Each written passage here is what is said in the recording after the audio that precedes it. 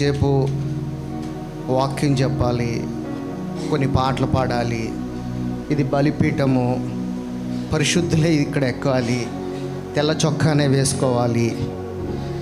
ఇలాగా యూదులు పాటించేవాళ్ళు. రాత్రి మాట్లాడుకుంది కూడా మనం అదే. యూదులు ఏం చేసేవాళ్ళు అంటే ప్రతి దానికి ఆర్డర్స్, ఇది చెయ్యాలి, ఇది చేయకూడదు, ఇలా ఉండాలి, ఇలా ఉండకూడదు. కానీ దేవుడు మన దగ్గరికి వచ్చినప్పుడు ప్రభు ఏం చెప్పాడంటే ఏమి వద్దు, స్వతంత్రంగా జీవించు అన్నాడు. కానీ యూదుల మట్టికి మత్తయి సువార్త అంతా కూడా యేసు ప్రభుని అదేంటి మనకి మోషే గారు ఇలా చెప్పారు కదా, దావీదు గారు ఇలా చెప్పారు కదా, ధర్మశాస్త్రం ఇలా చెప్పింది కదా అని చెప్పి యేసు ప్రభుని ఎప్పుడు కూడా క్వశ్చన్ చేస్తూనే వచ్చారు. కొంచెం బేసిక్ క్వశ్చన్ చేస్తూనే వచ్చారు. సో మత్తయి సువార్త అంతా కూడా ఏం చెప్తూ వస్తూ ఉన్నాడంటే ధర్మశాస్త్రం ఏమైతే చెప్తుందో ఆ యొక్క క్వశ్చన్స్ని యేసు ప్రభుని అడగటమే. దాన్ని యేసు ప్రభు మళ్ళీ మీరు ధర్మశాస్త్రము చదవలేదా అని చెప్తూ చెప్తూ చెప్తూ వస్తూనే దాన్ని మార్చుకుంటూ వచ్చాడు. అయితే ధర్మశాస్త్రం ఏం చెప్తుందంటే ఆదివారం పూట ఇలాగనే కూడుకోవాలి, ఇలాగనే ఉండాలి అని ధర్మశాస్త్రం చెప్తుంది.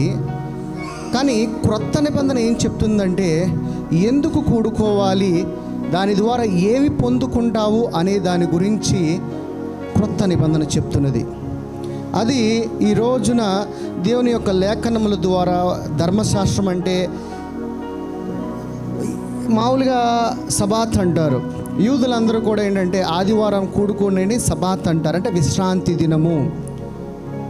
ఇజ్రాయెల్ ఏం చెప్తూ ఉంటారంటే యూదులందరూ కూడా విశ్రాంతి దినమున ఎటువంటి పని చేయకూడదు, ఏ పని చేయకూడదంట.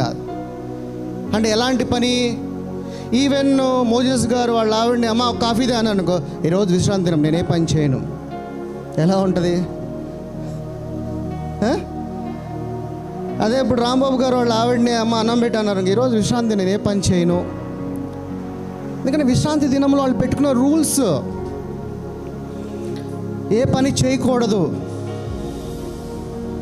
అలా ఆ రూల్స్ పెట్టుకుని దానినే బలంగా నమ్ముకుంటూ వచ్చింది సంఘం అంతా. అనాది సంఘము నుంచి, ఆది కాలము సంఘము నుంచి ఇప్పుడున్న చాలా వరకు సంఘాలు కూడా శరీరానుసారముగా పెట్టుకున్న ఒక రూల్, దాన్ని మనం కంపల్సరిగా ఇది పాటించాలి, ఇది చెయ్యాలి, ఈ రూల్నే మనము ముందులో ఈ రూల్లోనే ఉండాలి అని సంఘము ఇప్పుడు కూడా దేవుని యొక్క వాక్యాన్ని అర్థం చేసుకోకుండా ఆ వాక్యమును బట్టి జ్ఞానము లేక విచక్షణ కలిగి ఈ రోజుకి సంఘాలు నడుస్తున్నాయి. ఈ రోజున మనం ఎందుకు విశ్రాంతి దినమున ఆదివారము కూడుకోవాలనే దాని గురించి మాట్లాడదాం. ఒకటి పాయింట్. రెండోది, యేసు ప్రభువుని కొంతమంది పరిసయ్యులు అడుగుతారు. వాక్యంలోకి వెళ్దాం. ఇంకా నేను చెప్పింది మీకు అర్థమైందా? యూదులు ధర్మశాస్త్రాన్ని అనుసరిస్తారు. అదే యూదులు మత్తయి సువార్తలో యేసు ప్రభుని అడుగుతున్నారు. మత్తయి సువార్త 12:1-4 చదవండి అమ్మా. ఎవరైనా చదువుతారా? నేను చదివేనా? నేనే చదివేస్తాను, వద్దులేండి, అక్కడికి వెళ్ళి అది హమ్మింగ్ లాగుతుంది. మత్తయి సువార్త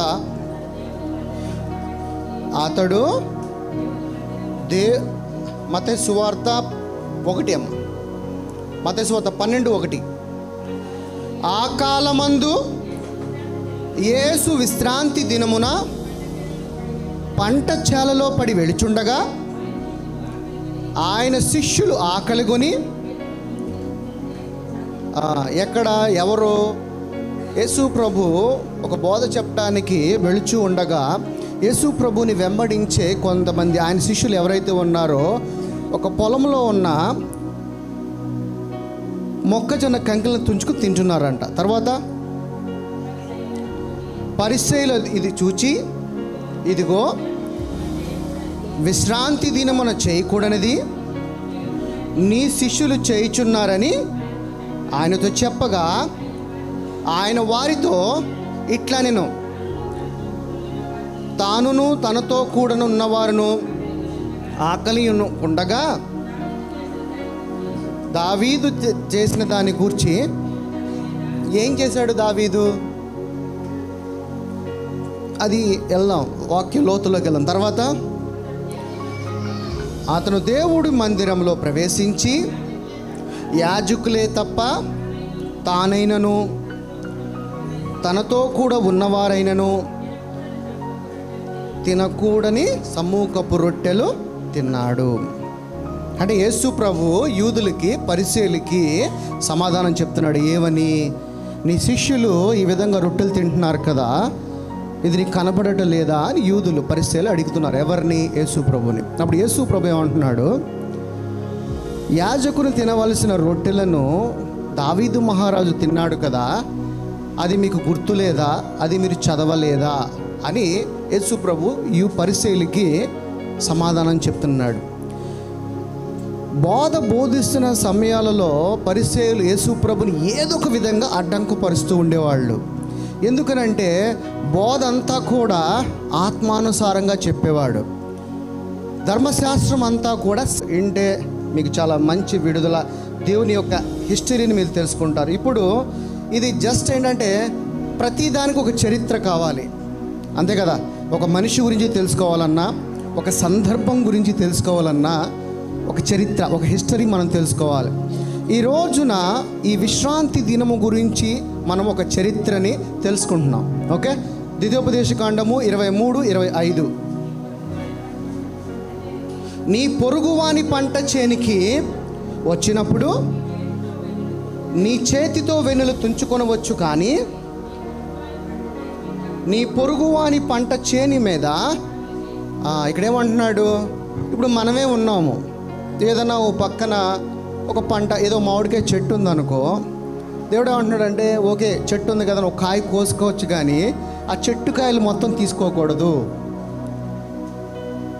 ఆ చెట్టు కాయలు మొత్తము తీసుకోకూడదు.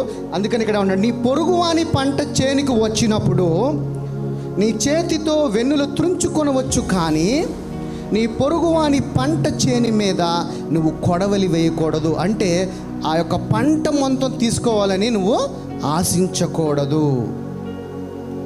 మరి ఈ సబాత్ అంటే ఏంటి? ఏంటి ఈ విశ్రాంతి దినము? ఏంటి అసలు ఈ విశ్రాంతి దినమును ఎందుకని, ఏ పని చేయకూడదు ఏంటి అనేది ఈ లోతులోకి మనము వాక్యములోకి ఎంత లోతుగా మనం వెళుతూ ఉండంటే మనకు అంత జ్ఞానము అర్థమవుతూ ఉంటుంది అసలు ఏం జరిగింది అనేది. వాక్యాన్ని ఎప్పుడు ఆశీర్వాదం ఆశీర్వాదం ఆశీర్వాదం కాదు. వాక్యం అంటే దేవుడు ఎవరు, ఎలాంటి వాడు, ఎలా ప్రేమించాడు, ఎంత శక్తిమంతుడు అని తెలుసుకోవటమే. దాన్ని బట్టి నీకేం అర్థమవుతుంది, నువ్వెవరు అనేది నీకు అర్థమవుతుంది. నువ్వు ఎంత బలవంతుడివి, జ్ఞానవంతుడివి, శక్తిమంతుడు అనేది నీకు అర్థమవుతుంది. రైట్, ద్వితీయోపదేశకాండము 5:14. ద్వితీయోపదేశకాండము 5:14.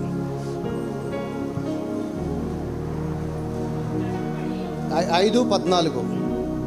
నీ 7వ దినము, ద్వితీయోపదేశకాండము 5వ అధ్యాయము 7వ దినము నీ దేవుడైన యెహోవాకు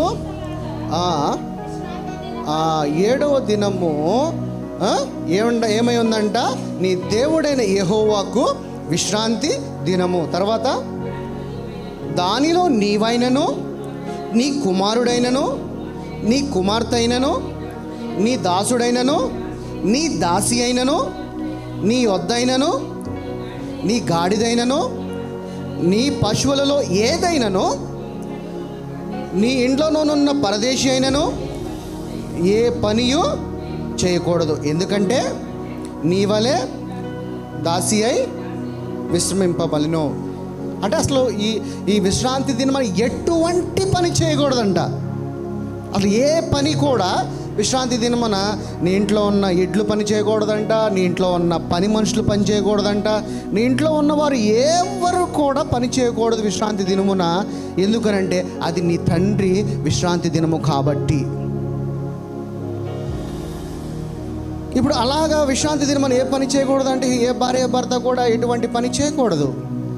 భార్య భర్తకు అన్నం పెట్టకూడదు, భర్త ఏదైనా వేరేది అడిగినా అది ఇవ్వకూడదు, ఎటువంటి పని కూడా చేయకూడదని ఇక్కడ లేఖనములు సెలవిస్తున్నారు. ఎందుకు చేయొద్దు అన్నాడు, ఎందుకు చేయమంటున్నాడు? ఇప్పుడు లేఖనముల ద్వారా మనం ముందుకు వెళ్దాం. మత్తయి సువార్త 12:2-3 రండి. మత్తయి సువార్త 12:2. ఓకే. పరిసయ్యులు చూచి, ఇదిగో విశ్రాంతి దినమున చేయకూడనది నీ శిష్యులు చేయుచున్నారని ఆయనతో చెప్పగా, వారితో ఇట్లా నేను తానును తనతో కూడా ఉన్నవారును ఆకలిగొని ఉండగా దావీదు చేసిన దాని గురించి మీరు చదవలేదా? ఏం చేశాడు ఈ దావీదు? ఎందుకు ఇది ఈ వాక్యాన్ని మళ్ళీ చదివిస్తున్నానంటే, అసలు ఈ విశ్రాంతి దినం గురించి మీకు అర్థం అవ్వాలి ఫస్ట్. అందుకనే నేను ఈ వాక్యాన్ని మళ్ళీ చదివిస్తున్నాను. ఈ విశ్రాంతి దినమున ఈ పనులన్నీ చేయకూడదు కదా, మరి ఎందుకు చేస్తున్నారని యేసుప్రభుని అడిగినప్పుడు యేసుప్రభు అన్నాడు, అరే బాబు, ధర్మశాస్త్రం మీరు చదివారా లేదా? మీరు మీ దావీదు రాజు చేశాడు కదా, లేఖనముల ద్వారా సెలవిచ్చాడు కదా, మీకు ఆ లేఖనములు కనపడలేదా? అది ఎలా ఏంటి అనేది మనం లేఖనముల ద్వారా లేవియకాండము 24:3-9. లేవియకాండము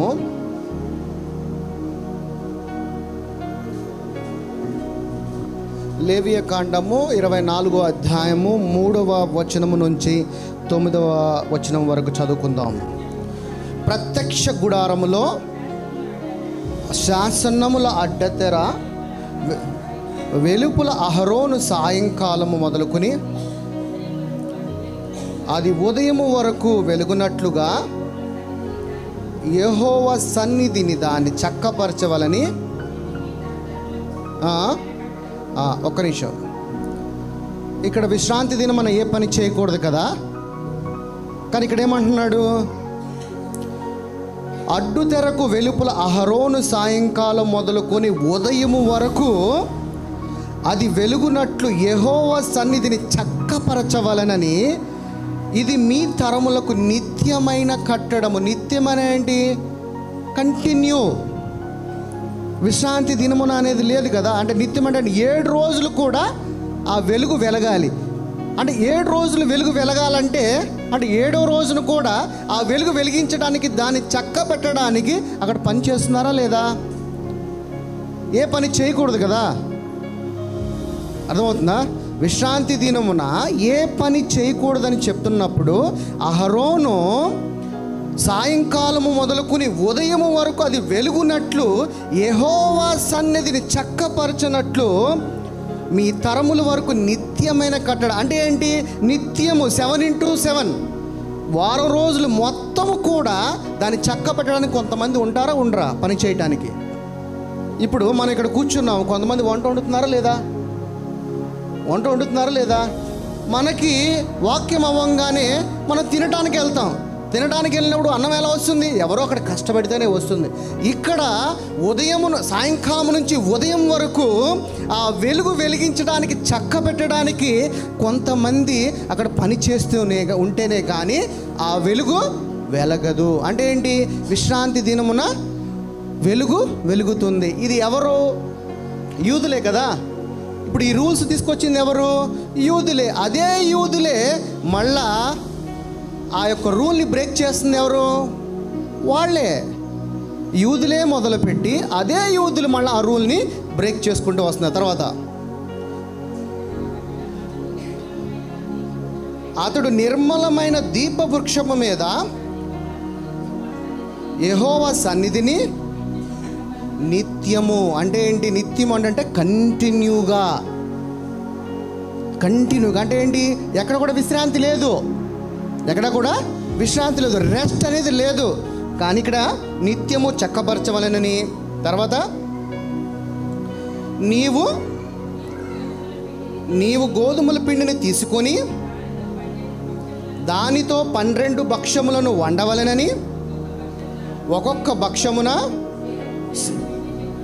సేరు సేరు పిండి ఉండవలెనని, తర్వాత యెహోవా సన్నిధిని నిర్వణమైన బల్ల మీద 6 భక్ష్యములు గల 2 వాటిని ఉంచవలను. దాని తర్వాత ఒక్కొక్క దొంతి మీద స్వచ్ఛమైన సాంబ్రాణిని ఉంచవలెను.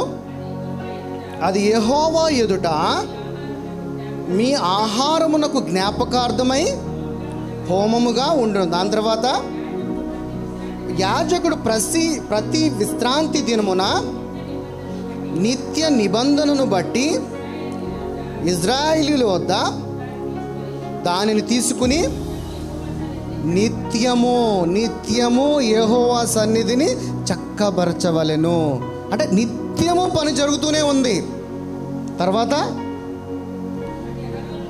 అది అహరోనుకును అది అతని సంతతి వారికి పరిశుద్ధ స్థలములో దానిని తినవలెను. నిత్యమైన కట్టడ చొప్పున ఇక్కడేమంటున్నాడు? పరిశుద్ధ, రాత్రి మనం ఏం మాట్లాడుకున్నాం? ఆవరణ, పరిశుద్ధత, అతి పరిశుద్ధత. ఈ ఎవరైతే పరిశుద్ధత దగ్గరికి వెళ్ళి యాజకులుగా ఉంటారో వాళ్ళు తినవలసిన సమూకపు రొట్లు, అంటే ప్రత్యేకమైన రొట్లు. ఆ రొట్టెలు ఎప్పుడు కూడా చేస్తారంట? విశ్రాంతి దినము కూడా చేస్తారంట. ఇక్కడ ఎవరు తప్పు చేస్తున్నాడు? డైరెక్ట్గా దేవుడితో మాట్లాడే యాజకుడే ఆ రూల్ ఏం చేస్తున్నాడు? బ్రేక్ చేస్తున్నాడా లేదా? అర్థమవుతుందా లేదా? యాజకుడే కదా. పరిశుద్ధ స్థలంలోకి ఎవరు వెళ్తారు? ధర్మశాస్త్రంలో యాజకుడు వెళ్తాడు. అతి పరిశుద్ధ స్థలంలో ఎవరు ఉంటారు? తండ్రి ఉంటాడు. లేకపోతే తండ్రి మహిమ వచ్చి మేఘం వల్లే ఆయన మహిమ ద్వారా యాజకుడితో మాట్లాడతాడు. ఆ యాజకుడు తినటానికి సమూకపు రొట్టెలను విశ్రాంతి దినమును కూడా, అంటే నిత్యము. ఇప్పుడు ఆ రొట్టెను ఒకటి చేయాలంటే, ఇప్పుడు యాజకుడుగా, ఇప్పుడు నేను పాస్టర్గా ఇక్కడ ఉన్నాను, ఇప్పుడు ఇది ఇంత నేను మాట్లాడడానికి ఇంత కార్యక్రమాన్ని సిద్ధపరిచింది ఎవరు? మోజెస్ గారు, అవునా కదా? అంటే నా వెనక ఇంకోటి పని చేస్తున్నాడా లేదా? అంటే యాజకుడు వెళ్ళి విశ్రాంతి దినమున ఆయన వెళ్ళటానికి ఒకడు ఇంకోటి పని చేస్తున్నాడు కదా, ఆయన రొట్టెలు తినటానికి. అది ఎవరు తినాలంట? వాళ్ళ కుటుంబమే. అతని సంతతికి వారికి ఉండవలెను. వారు పరిశుద్ధ స్థలములోనే దాన్ని తినవలెను. నిత్యమైన కట్టడి చొప్పున యెహోవా చేయు హోమములలో అది అతి పరిశుద్ధము. అంటే యాజకుడే ఇక్కడ రూల్ని బ్రేక్ చేస్తున్నాడు. రైట్. అది ఎలా, ఎందుకు అనేది కూడా ఇంకా వాక్యంలోకి వెళ్తూ ఉంటే మనకు అర్థమవుతుంది. మొదటి దినవృత్తాంతములు 9:32-33.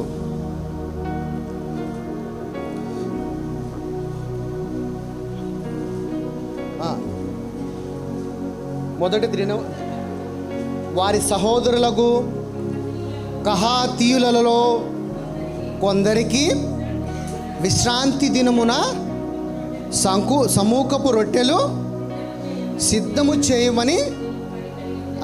ఏ రోజు పని చేస్తున్నారు వాళ్ళు? ఏ రొట్టెలు ఏ రోజు చేయడానికి సిద్ధపడుస్తున్నారు వాళ్ళు? విశ్రాంతి దినమున. ఇప్పుడు మా యేసు ప్రభుని యూదులు ఏమంటున్నారు? విశ్రాంతి దినమున మనం ఏం చేయకూడదు కదా, ఎందుకు వాళ్ళు వెన్నులు తుంచుకు తింటున్నారు? కానీ ఇక్కడ ఏమంటున్నాడు? కొందరికి విశ్రాంతి దినమున సమూకపు రొట్టెలు సిద్ధ చేయు పని కలిగి ఉండెను. తర్వాత లేవీయులు, పితరులలో పెద్దలైన గాయకులు రాత్రింపగళ్ళు పని విచారణ కలిగి ఉన్న హేతువు చేత వారు కడమ పనుల విచారణ లేకుండా, అంటే విశ్రాంతి దినమున ఈ ఎవరైతే గాయకులు ఇలా ఉన్నారో వాళ్ళ కొరకు గదుల్లో వండి, ఇప్పుడు పక్క నుండి మనకు వంట వండుతున్నారు, మనమేమో విశ్రాంతి దినంలో కూర్చుని వాక్యం వింటున్నాం. వాళ్ళు ఏం చేస్తున్నారు ఇప్పుడు అక్కడ? అలాగే ఆ రోజున రొట్టెలు వాళ్ళు సిద్ధపరుస్తున్నారు. మరి విశ్రాంతి దినం ఎవడు పని చేయకూడదు కదా, మరి వాళ్ళు ఎందుకు చేస్తున్నారు? ఎందుకనంటే నువ్వు పెట్టుకున్న రూల్ను బట్టి నువ్వే రూల్ని బ్రేక్ చేసుకుంటున్నావు. ఇప్పటికీ చాలామంది వాక్యాన్ని చదవరు. ప్రాబ్లం ఏంటంటే ఆదివారం వస్తాం, వాక్యం వింటాం, వెళ్ళిపోతాం.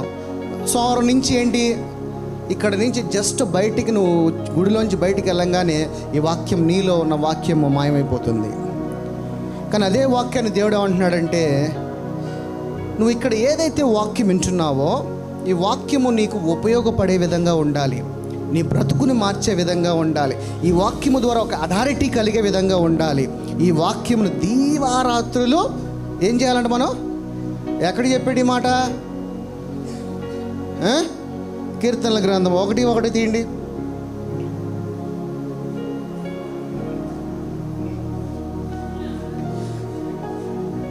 రెండు చదవండి. యెహోవా ధర్మశాస్త్రమునందు ఆనందించువాడు, దీవారాత్రులు ధ్యానించువాడు ధన్యుడు. అంటే ఏం చేయాలంట? వాక్యాన్ని మనం ధ్యానించాలంట, మెడిటేషన్ చేయాలంట. ఇక్కడ ఏదైతే వాక్యం మీరు వింటున్నారో ఆ వాక్యాన్ని మీరు దీవారాత్రులు ధ్యానించాలి. మీ పడకల మీదకి వెళ్ళినప్పుడు కూడా దాని గురించి మీ ఆలోచనలో, మీ మనసులో, మీ హృదయములో, మీ తలంపులలో ఆ వాక్యము తారసపడుతూ ఉండాలి. ఏంటి ఈ విశ్రాంతి దినము, ఏంటి ఈ తెర తెగిపోవటము, ఏంటి ఈ సమయము అని నీతో దేవుడు మాట్లాడే ప్రతి దానిని నువ్వు ధ్యానిస్తూ ఉండాలి.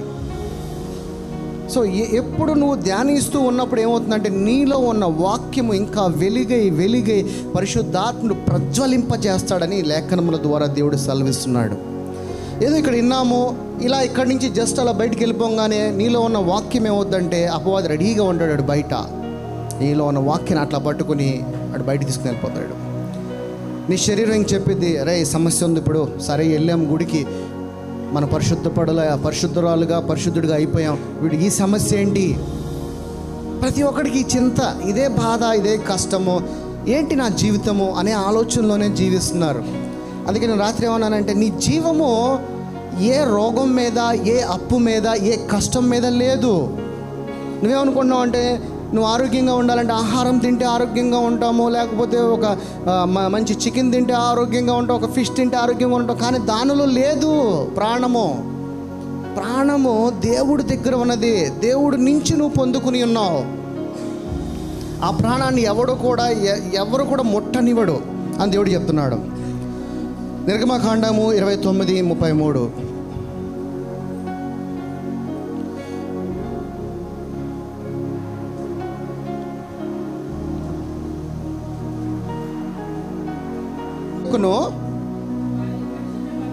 వారిని పరిశుద్ధపరచుటకును వేటి వలన ప్రాయశ్చిత్తము చేయబడినో వాటిని వారు తినవలెను. అవి పరిశుద్ధమైనవి కనుక ఇక్కడ ఏమంటున్నాడు? ఏవైతే అతి పరిశుద్ధంగా ఉన్నాయో వాటిని వారు తినవలెను. ఎవరు తినాలి? పరిశుద్ధత కలిగిన వారు తినాలంటున్నాడు. ఇక్కడ ఎవరైతే తినకూడదు అంటున్నాడు? అవి పరిశుద్ధమైనవి కనుక అన్యుడు వాటిని తినకూడదని ఇక్కడ లేఖనముల ద్వారా దేవుడు సెలవిస్తున్నాడు. అయితే ఈ యొక్క విశ్రాంతి దినంలో నువ్వు రొట్టె విరుచుటలో నువ్వు పాలు పంచుకోవాలంటే అసలు ఏంటి రీజన్ ఏంటి? ఎందుకు మనం సంఘంలో మనం కూడుకోవాలి? ఏంటి రీజన్ ఏంటి? అసలు ఎందుకు ఆదివారం మనం కూడుకోవాలి? ఎందుకు విశ్రాంతి దినమును తండ్రి పెట్టి ఉన్నాడు? అది ఎందుకు అనేది చూద్దాం. హెజ్కేల్ గ్రంథము 20వ అధ్యాయము 20వ అధ్యాయం 12. హెజ్కేల్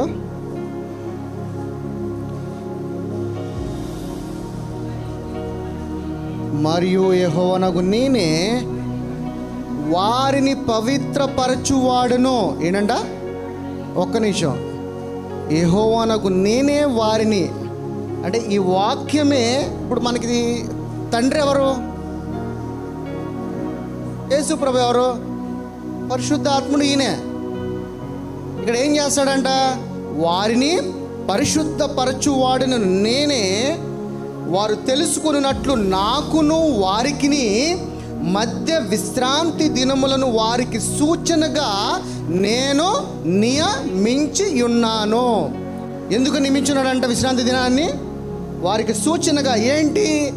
నువ్వు పరిశుద్ధపరచబడటానికి, వాక్యము ద్వారా ఉదక స్నానము చేయబడటానికి, నీ తప్పులన్నీ కూడా నీ ద్వారా వాక్యము ద్వారా కడగబడటానికి, నీవు దేవుని యొక్క వాక్యము ద్వారా పరిశుద్ధపరుచుకోబడటానికి విశ్రాంతి దినమున నువ్వు కూడుకోవాలని ఈరోజు అనే ఒక సూచనగా ఈ రోజున దేవుడు నియమించి ఉన్నాడంట. దీని గురించే మనము వాక్యం అనే ఒక శక్తి కలిగిన దాంట్లోకి నువ్వు రావటం కొరకు. ఎందుకంటే నువ్వు ఒక తప్పుగా వస్తావు, వెళ్ళేటప్పుడు పరిశుద్ధుడిగా ఇక్కడి నుంచి వెళతావు. ఎందుకంటే దేవుని యొక్క వాక్యము జ్ఞానమై ఉన్నది, వాక్యము శక్తి కలిగి ఉన్నది. కాబట్టి ఆ శక్తిని ఇక్కడి నుంచి నువ్వు తీసుకుని వెళతావు. అదే అధ్యాయంలో 20 వచనంకి రండి.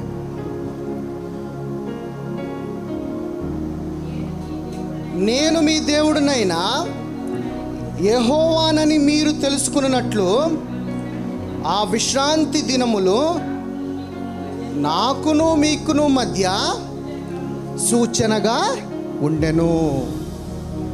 అంటే నీకు దేవుడు తోడై ఉన్నాడు, దేవుడు నీ కొరకు ఒకడు ఉన్నాడు, నీ వెనకుండి నిన్ను కాపాడేవాడు ఒకడు ఉన్నాడు, ఒక పోషకుడు, ఒక రక్షకుడు ఉన్నాడని నువ్వు తెలుసుకోవాలంటే నువ్వు సంఘానికి రావాలి. సంఘంలో సహవాసం ఉంటుంది. ఎవరితో? దేవునితో. ఏం చేశాడు అబ్రహాము? తండ్రితో ఏం చేశాడండి? ఒక సహవాసం చేశాడు. ఒక స్నేహితుడిగా ఆయనతో ఒక సహవాసం, అంటే ఫెలోషిప్. అదే ఈ సంఘానికి ఎందుకు విశ్రాంతి దినమును కూడుకోమంటున్నాడంటే మనందరికీ కూడా ఒక సహవాసం కావాలి, ఒక ఫెలోషిప్ కావాలి. ఆ ఫెలోషిప్ ఉంటేనే కానీ మనము ఇంకా బలపడతాం. దేవుని యొక్క వాక్యాన్ని తెలుసుకుంటాం, దేవుని యొక్క వాక్యంలో ఉన్న జ్ఞానమును తెలుసుకుంటాం, దేవుని యొక్క వాక్యంలో ఉన్న శక్తిని తెలుసుకుంటాం. మనమందరము సహోదరులమని, సహోదరిమని, ఒక అన్నదమ్ములమని అని తెలుసుకుంటాం. ఏ కష్టం వచ్చినా, ఇప్పుడు ఈ సంఘానికి ఇప్పుడు కోనసాగర్ నుంచి ఇక్కడికి వచ్చారు. వాళ్ళెవరు? మన సొంత అక్కలు, మన చెల్లెళ్ళు, మన అన్నలు. విశ్వాసులు కాదు. విశ్వాసం అనే గ్రేడ్ నుంచి మనం వచ్చేసాం బయటికి. విశ్వాసం అనేది ఎప్పుడు? జస్ట్ నువ్వు రక్షింపబడిన తర్వాత విశ్వాసవి. ఆత్మలో బలపడిన తర్వాత ఎవరు? మీరందరూ ఒక అన్నదమ్ములు, ఒక అక్క చెల్లెళ్ళు. ఆ సంఘం ఏదో ప్రాబ్లం వచ్చిందనుకో, మనం ఇక్కడి నుంచి ఆ చెయ్యికి ఏదో ప్రాబ్లం అయింది, ఇక్కడ ఉన్న రెండో చెయ్య ఇక్కడి నుంచి అక్కడికి వెళ్ళాలి. ఆ చెయ్య ఈ చెయ్య రెండు ఒకటే, నో డిఫరెన్స్. అర్థమవుతుందా? మనందరూ ఎవరి అవయములే ఉన్నాము? క్రీస్తు అవయములై ఉన్నాము. అక్కడికి అదే అవయము, ఇక్కడున్న ఇదే అవయము, ఆంధ్రాలో ఉన్న ఇదే అవయము, ఢిల్లీలో ఉన్న ఇదే అవయము, అమెరికాలో ఉన్న ఇదే అవయము. ఆయనలోనే ఉన్నాం మనం అందరము. మనం వేరు అనేది చూడకూడదు. ఒకసారి వాక్యమును ద్వారా అర్థం చేసుకుని జ్ఞానం పొందుకున్న తర్వాత ఇది నువ్వు వేరు అనేది ఉండకూడదు. ఇది మనమందరము క్రీస్తు శరీరమై ఉన్నాము. మనందరికీ క్రీస్తు శిరస్సై ఉన్నాడు. ఆయనలో మనం ఉన్నాం, మనలో ఆయన ఉన్నాడు. వేరుగా చూడకూడదు. అందుకనే దేవుడు అంటే నిన్ను వలే నీ పొరుగు అని ప్రేమించు అన్నాడు. ఎవరు నీ పొరుగువారు? వీళ్ళు కాదు, వీళ్ళు నీ సహోదరులు. నీ పొరుగువారంటే అన్నిలో. నీకు సత్యము తెలుసు, వాళ్ళకి ఇంకా సత్యము తెలియదు. దేవుడు అందరినీ సృష్టించింది దేవుడేనా? దేవుడేగా. ముస్లిమ్స్ వేరు, హిందువులు వేరేనా ఉందా? అందరూ దేవుని పిల్లలమే కదా. ఒకని అవిధేయత వల్ల ఈ లోకంలోకి ఏమొచ్చింది? ఒకని విధేయత వల్ల ఈ లోకంలో అందరికీ అన్నాడా? కొందరికి అన్నాడా? అందరికీ అన్నాడు. ఎందుకంటే జీవాత్మను ఊదింది ఆయనే కదా, తండ్రే కదా. మరి అందరూ ఆయన పిల్లలమే. కొందరు క్రైస్తవులే ఆయన పిల్లలు కాదండి.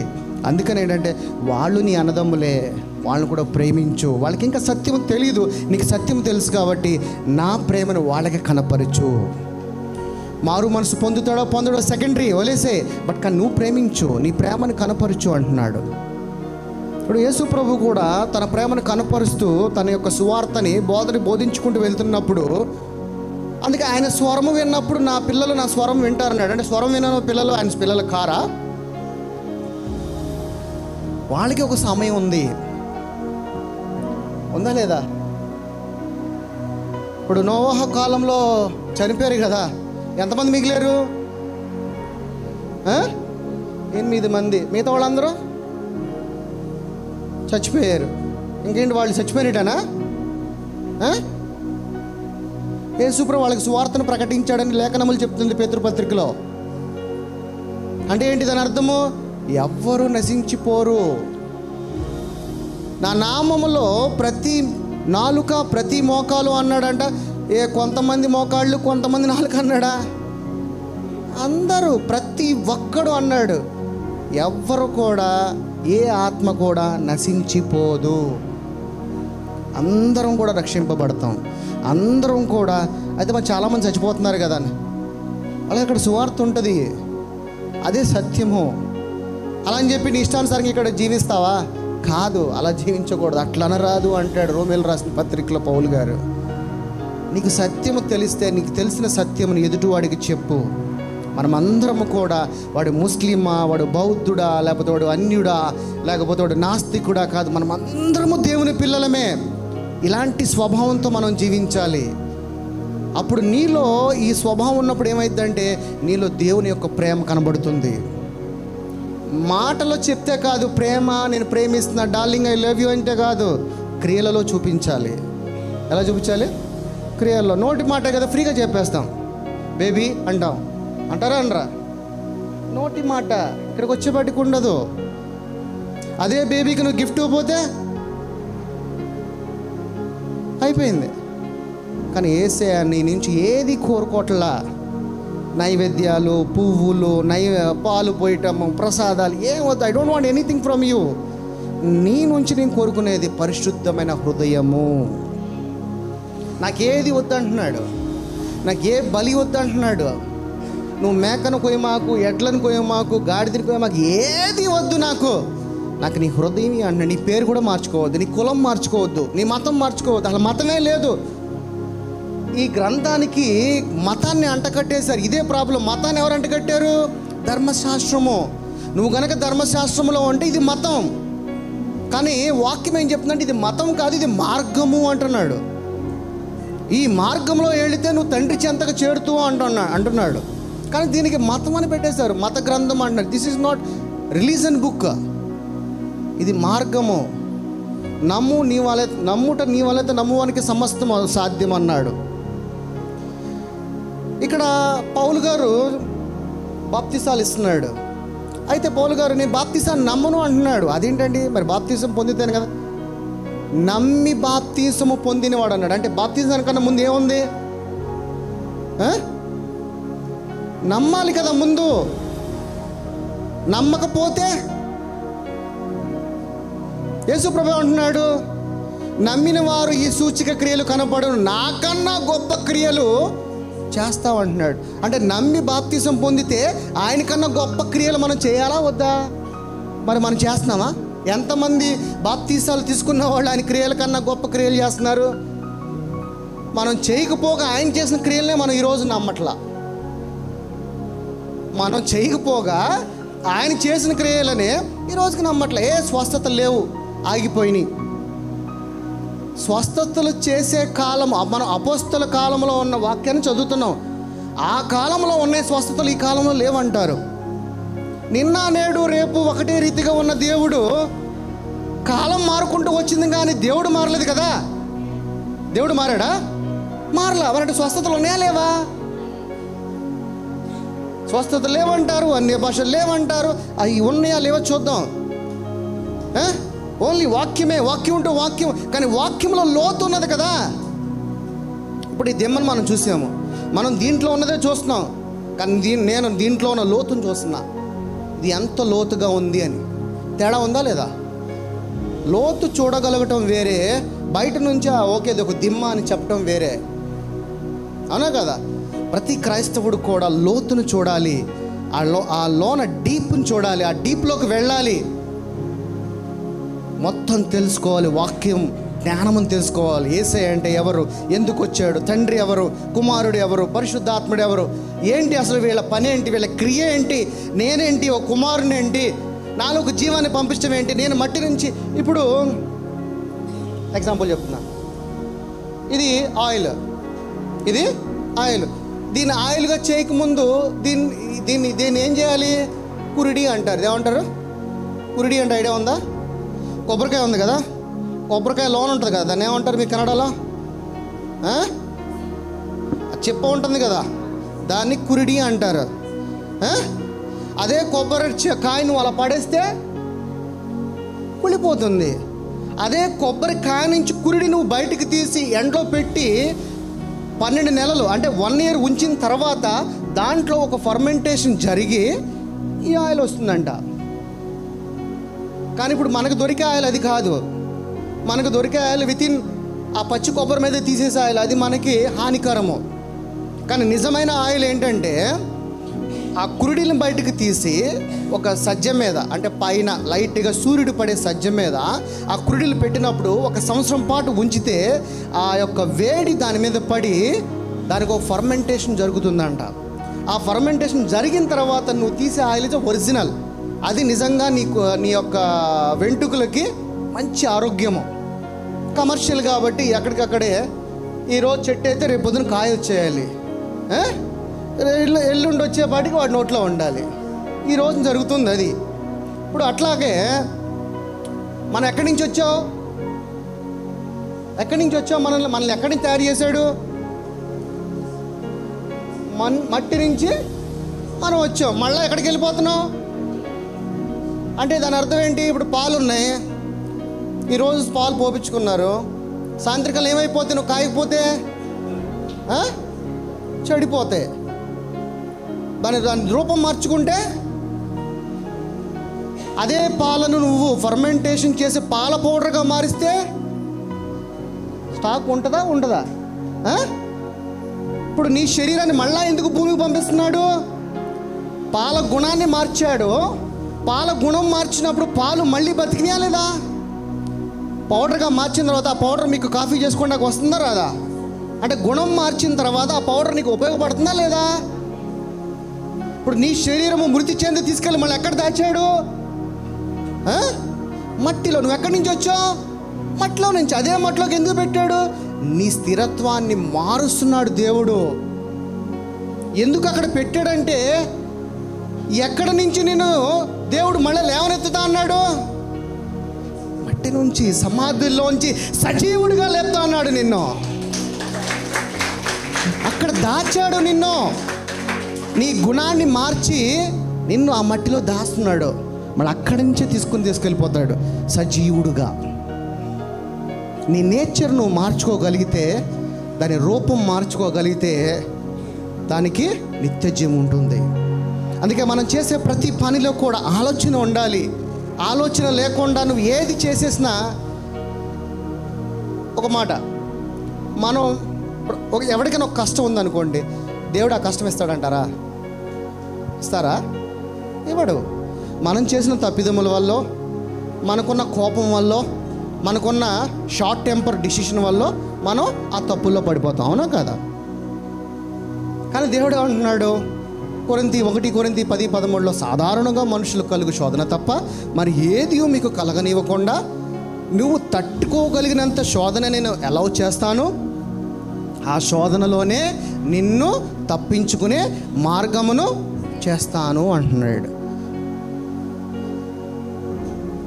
అర్థమవుతుందా? మనం చేసే తప్పిదాలలోనే మనము ఆ డిస్టర్బెన్స్లో పడతావు, కానీ దేవుడు చేయడు అలాగా. యోబు మీదకి తండ్రిని ఎలా చేస్తే వచ్చాడా వాడు? లేకపోతే వాడిగా వచ్చాడా? ఎలా చేస్తేనే వచ్చాడు. ఎందుకు ఎలా చేశాడు చెప్పండి? ఎవరు?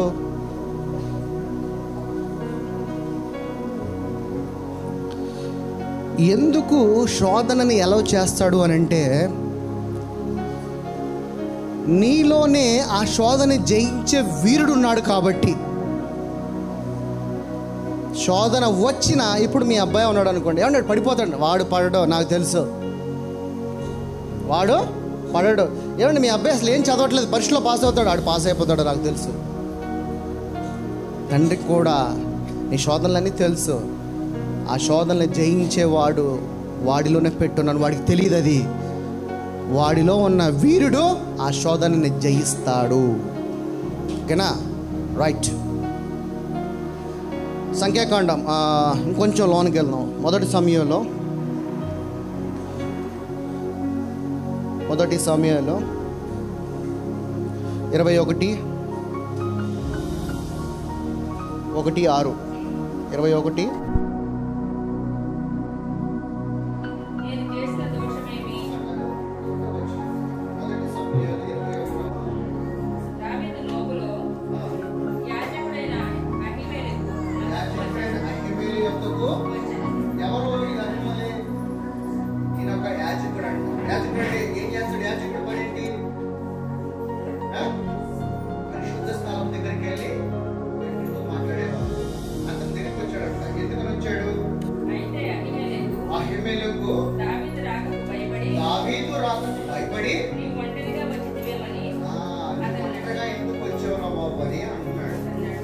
అప్పుడు ఎవరి కింద ఉన్నాడు దావీదు?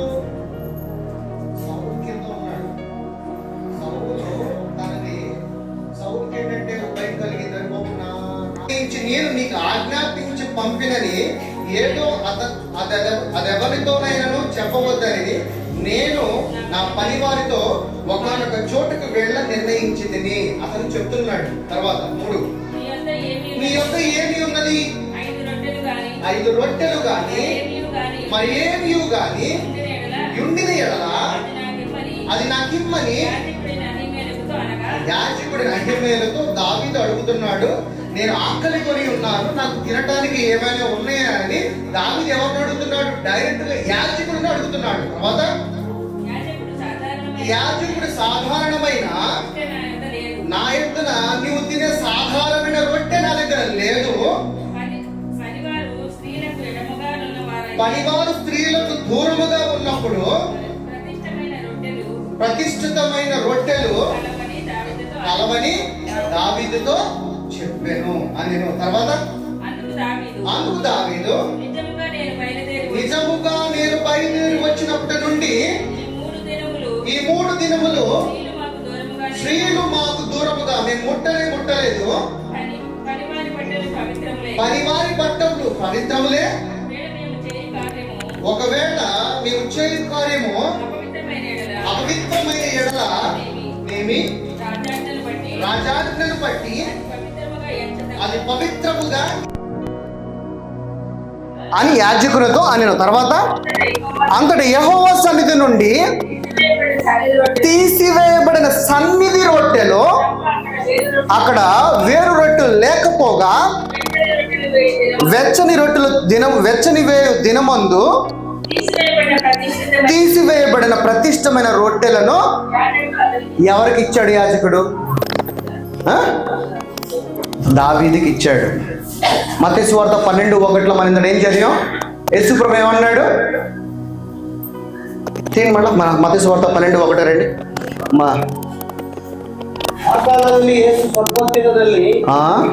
ಆ ಕಾಲದಲ್ಲಿ ಯೇಸು ಸಬ್ಬತ್ ದಿನಲ್ಲಿ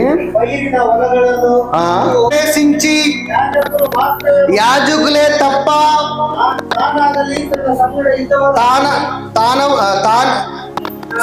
తానైనను తనతో కూడా ఉన్నవారైనను తినకూడపు సమకూపు రొట్టెలు తినను. ఎక్కడ తిన్నాడు? ఇప్పుడు ఇందాక మనం మొదటి సమయాలు ఎక్కడ చదివామో అక్కడ తిన్నాడు. ఇది మీరు చదవలేదా అని అడుగుతున్నాడు. ఎవరిని? అక్కడున్న పరిసయ్యులని. అరే, పరిశుద్ధమైన రొట్టెలు, యాజకుడే తినవలసిన రొట్టెలను మరి మీ దావీదు తిన్నాడు కదా. విశ్రాంతి దినమున ఏ రొట్టెలైతే తినకూడదో ఆ రొట్టెలనే మరి దావీదు తిన్నాడు కదా, అది మీరు చదవలేదా అని వాళ్ళ పెద్దలతో మాట్లాడుతున్నాడు. అర్థమవుతుందా? అంటే ఇప్పుడు ఈ రూల్ని ఎవరు బ్రేక్ చేశారు? ఎవరైతే యాజకుడు ఉన్నాడో యాజకుడే బ్రేక్ చేశాడు. ఒక రూల్ని ఇప్పుడు ఏసేపడితే ఆ రూల్ని ఎవరు బ్రేక్ చేయాలి? యెషయా హిజ్కియాకి వెళ్ళి నువ్వు త్వరలో చనిపోతున్నావు అన్నాడు. అన్నాడా లేదా? అన్నాడా? మళ్ళా హిజ్కియా గోడ వైపు తట్టు తిరిగి, తండ్రి ఆ కొంచెం రోజులు దినములు సమయం అవ్వు ఏమన్నా యెషయా మళ్ళీ వెళ్ళి నువ్వు హిజ్కియాని బ్లెస్ అన్నాడు. అప్పుడు హిజ్కియా అనాయింటింగ్ ఏమైంది? పోయిందా? ఆయన నోటి పలికిన మాట పోయిందా? ఎవరు రూల్ పెట్టింది? రూల్ పెట్టినాడు కదా, రూల్ చేయగలిగిన వాడు. మరి యాజకుడు ఎవడు? దేవునితో మాట్లాడేవాడు. ఇది అప్పుడున్న పెద్దలకు అర్థం కాల, పరిసయ్యులకి. అందుకే యేసుప్రభుని అడుగుతున్నారు. దీనికి తర్వాత యేసుప్రభు ఎంత మంచి వండర్ఫుల్ ఆన్సర్ ఇస్తాడో చూద్దాం. ఇంకొక వాక్యం చూద్దాం. నెంబర్స్, సంఖ్యాకాండము. దీని తర్వాత అసలు వాక్యంలోకి వెళ్దాం. సంఖ్యాకాండము 28వ అధ్యాయమా. విశ్రాంతి దినమున నిర్దోషమైన ఏడాది ఒక 2 గొర్రె పిల్లలను. ఎప్పుడంట? 2 గుర్రెలు అంటే 2 + 6 ఏంటి? 2 + 6. తర్వాత ఏమని చూడండి. నైవేద్య రూపముగాను దాని పానార్పముగాను నూనెతో కలపబడిన తూమె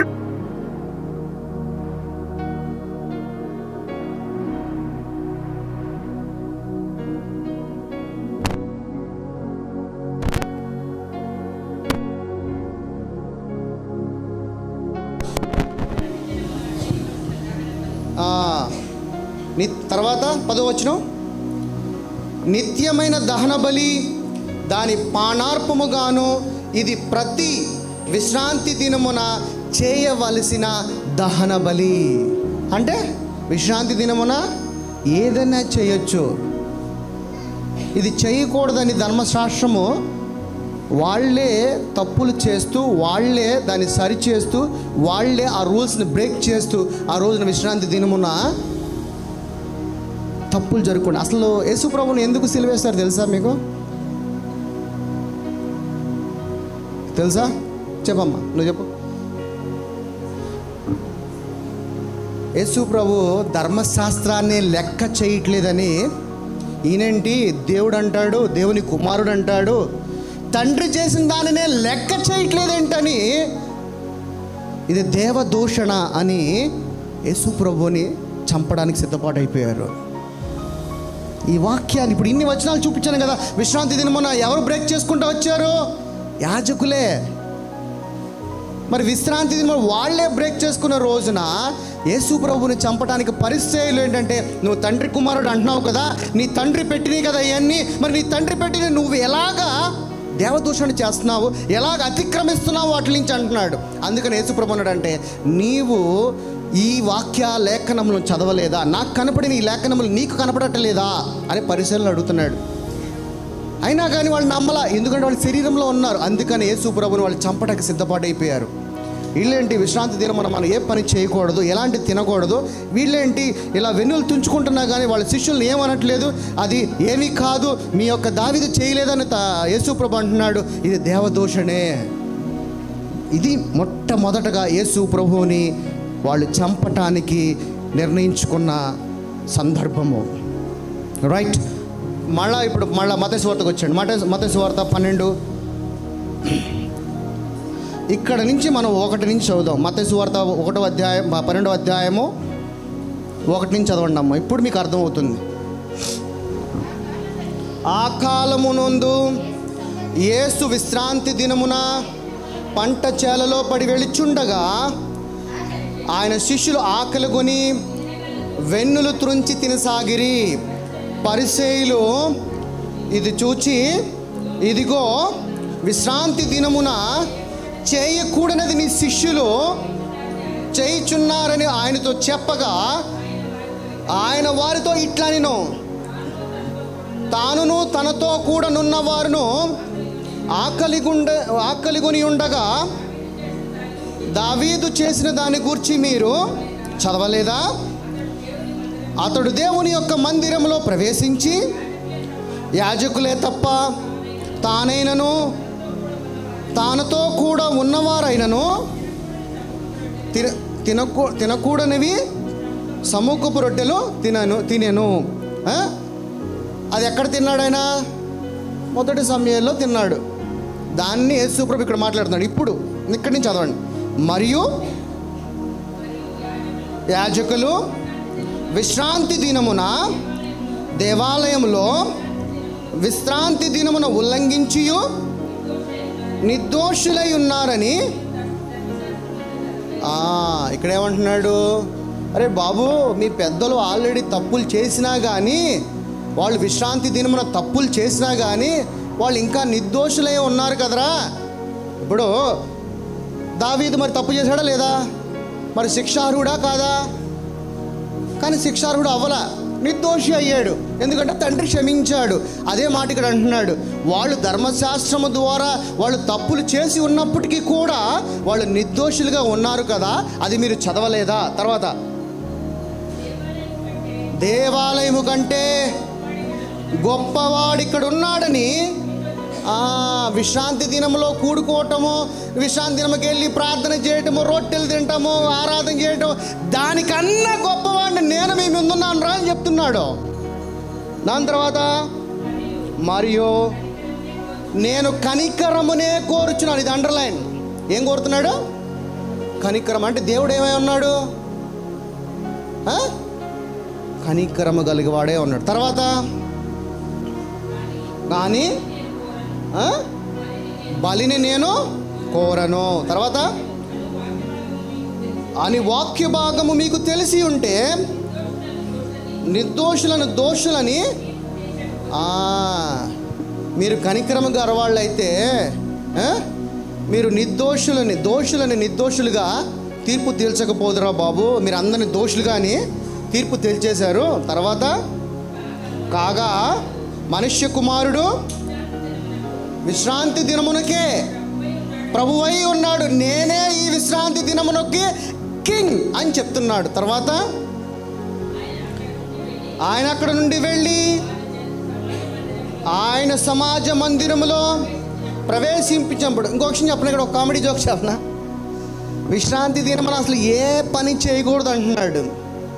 ఎవరో పరిసయ్యులు, యూదులు.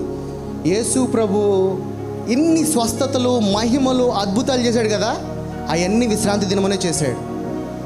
ఎంత గొప్పడు చూడండి. అదే విశ్రాంతి దినమున ఆయన అద్భుతాలు చేశాడు. ఇప్పుడు అదే చెప్తున్నాడు. తర్వాత చదవండి.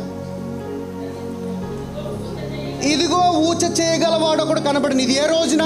విశ్రాంతి దినమున. విశ్రాంతి దినం అసలు ఏ పని చేయకూడదనే దినమున యేసు ప్రభు అద్భుతం చేస్తున్నాడు ఇక్కడ. తర్వాత వరాయన మీద నేరము మోపవలనని విశ్రాంతి దినమున స్వస్థత పరుచుట న్యాయమా? ఆయన అడుగురే, విశ్రాంతి దినమున నువ్వు అసలు ఎలా స్వస్థత పరుస్తావు? ఇప్పుడు నువ్వు ఈ నిమిషం చచ్చిపోతున్నావు అంటే నువ్వు స్వస్థత పరుస్తావు పరచవా? నువ్వు హాస్పిటల్ పరిగెడతావా? నేను విశ్రాంతి దినమని కూర్చుంటావా? ఇప్పుడు రాంబాబుకి ఆకలేస్తుంది, నువ్వు అన్నం పెట్టినా నేను పెట్టిన విశ్రాంతి దినం అని అంటుంది ఆవిడ. ఏమవుతాడు? అన్నం తినపోతే నీరసించిపోతాడు. తినడా? అదే చెప్తున్నాడు ఇక్కడ. ఆయన నీది న్యాయమా అని ఆయన అడిగిన తర్వాత అందుకు ఆయన 11 మీలో ఏ మనుషునికైనానో ఒక గొర్రె ఉండి అది విశ్రాంతి దినమున గుంటలో పడి ఉండిన ఎడల దాన్ని పట్టుకొని పైకి తీస్తారు కదా, విశ్రాంతి దినంలో అది గుంటలో పడిపోయింది వదిలేస్తావా? ఇప్పుడు మన ఇంట్లో ఒక మేకనో, ఎద్దునో, గొడ్డునో, కుక్కనో, పిల్లినో, నక్కనో ఏదో పెంచుకుంటున్నావు, అది గొయ్యిలో పడిపోయిందని చెప్పేసి అరే ఇవాళ కాదు రేపు వచ్చి నేను కాపాడుతా అని చెప్పి వెళ్ళిపోతావా? అదే మన పిల్లడు పడితే వదిలేస్తామా? అలాగా వదలం. ఏమన్నా ఏం చేసేస్తాం? రూల్ని బ్రేక్ చేసేస్తాం. కానీ ధర్మశాస్త్రం ఏం చెప్తుందంటే అది బ్రేక్ చేయకూడదని చెప్తుంది. కానీ యేసు ప్రభు ఏం చెప్తున్నాడంటే కాపాడే, నువ్వు స్వతంత్రుడివి అని చెప్తుంది. ఎందుకనంటే మనము యేసు ప్రభు ద్వారా స్వతంత్రం అనే ఒక కృపని పొందుకొని ఉన్నాం. కృప చాలా గొప్పదండి. కృప అంటే ఏంటి? కరుణ. అందుకే ఇక్కడ అందరి ముందు వచ్చిన ఉన్నాడు, దేవుడు కనికరమై ఉన్నాడు. రాత్రి మనం ఏం చదివాం? కరుణాపీఠము. అది నెక్స్ట్ వర్షంలోకి వెళ్దాం. తర్వాత గొర్రె కంటే మనుషుడు ఎంతో, ఒక గొర్రెకే నువ్వు అంత ప్రిఫరెన్స్ ఇస్తున్నావు, వాటికన్నా గొప్పడురా నువ్వు ఈ లోకంలో. తర్వాత కాబట్టి విశ్రాంతి దినమున మేలు చేయుట ధర్మమే. తర్వాత ఆ మనుషునితో నీ చెయ్యి చాపమని, వాడి చెయ్యి చాపగా ఆమె రెండో దాని వల్ల అది బాగా అయిపోయిందంట ఆ చెయ్య. తర్వాత అంతటా పరిసయ్యులు వెలుపలకు పోయి ఆయనను ఎలాగ చంపాలని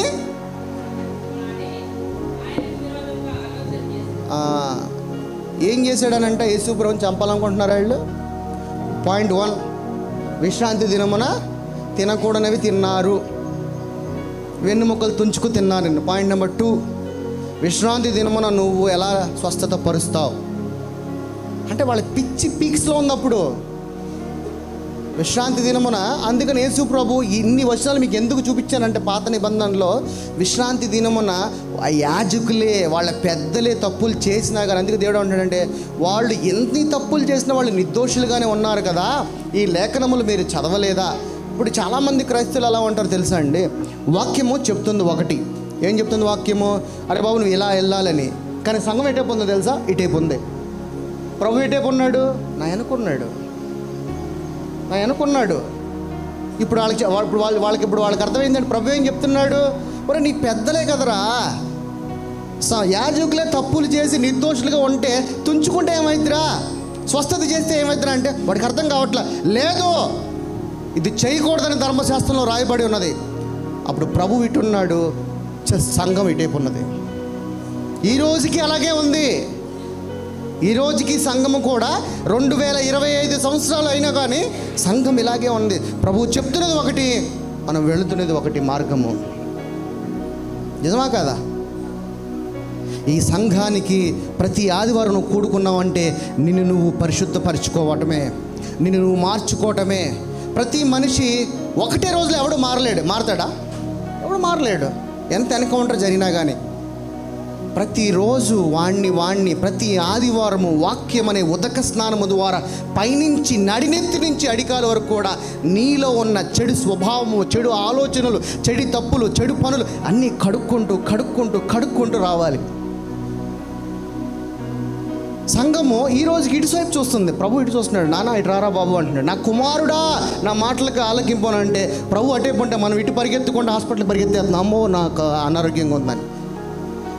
కానీ ప్రభు చెప్తున్నాడు, నీలో లేదు రోగము, నేను ఆల్రెడీ కాపాడేశాను, రోగము దాంట్లో ఉంది, దాన్ని గద్దించు, నా నామం తీసుకున్నట్టే. లేదు, నువ్వు తప్పు చెప్తున్నావు అని చెప్పి ఇటు పరిగెడుతున్నారు సంఘం. ఈ రోజుకి సంఘాలలో ధర్మశాస్త్రాన్ని బోధిస్తున్నారు. ఈ రోజుకి ధర్మశాస్త్రం కొట్టివేయబడిందా లేదా? ఏంటి ధర్మశాస్త్రం అంటే? కాదు, ధర్మశాస్త్రం అంటే 10 కమాండ్మెంట్స్, 10 ఆజ్ఞలు. ఈ రోజుకి ఎక్కడికి వెళ్ళినా కానీ నువ్వు అది చేయకూడదు, ఇలాగే ఉండాలి, ఇలాగే బట్టలు వేసుకోవాలి, అది వేసుకోకూడదు, ఇదే చెప్తున్నారు. కానీ కొట్టివేయబడి నేను చెప్తున్నాడు దేవుడు. తీసేసా అంటున్నాడు. ఎక్కడ తీసేశాడు? ఎక్కడ తీసాడమ్మా? కొలస్సీలు 2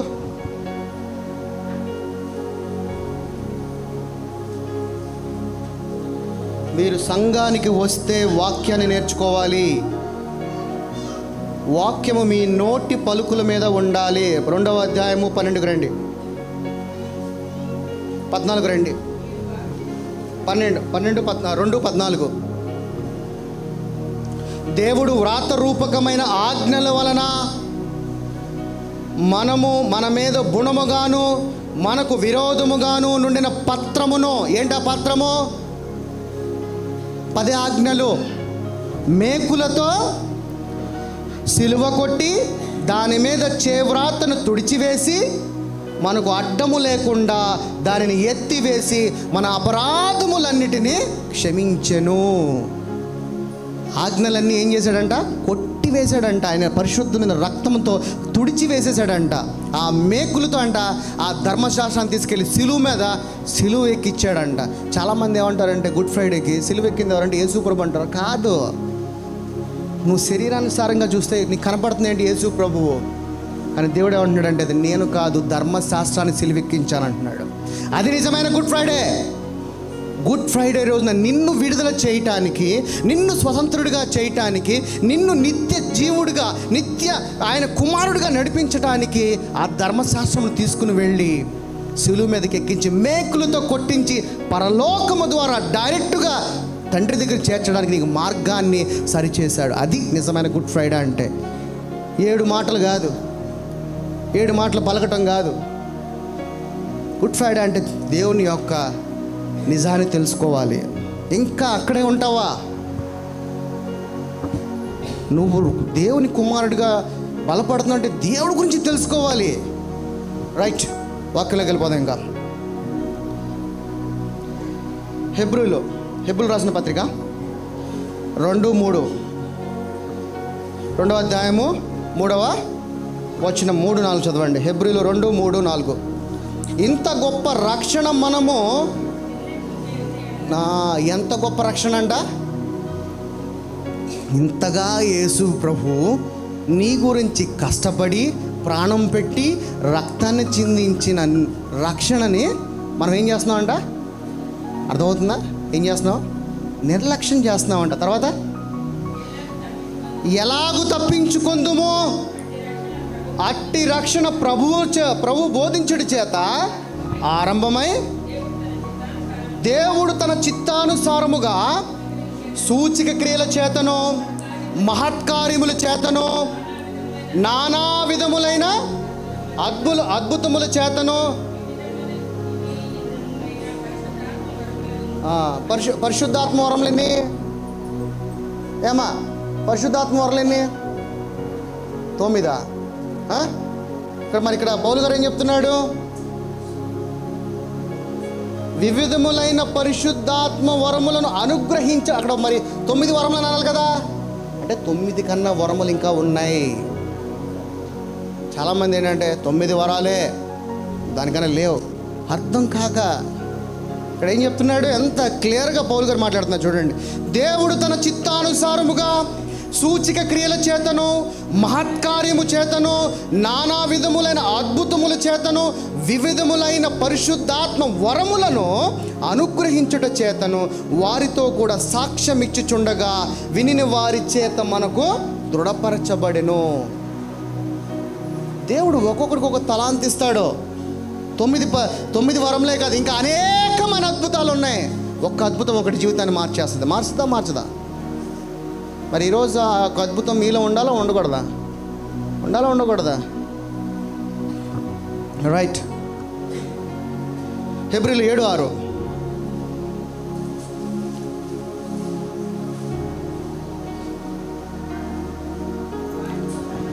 వారితో సంబంధించిన వంశావళి లేనివాడే. ఎవరికంట వంశావళి లేదు?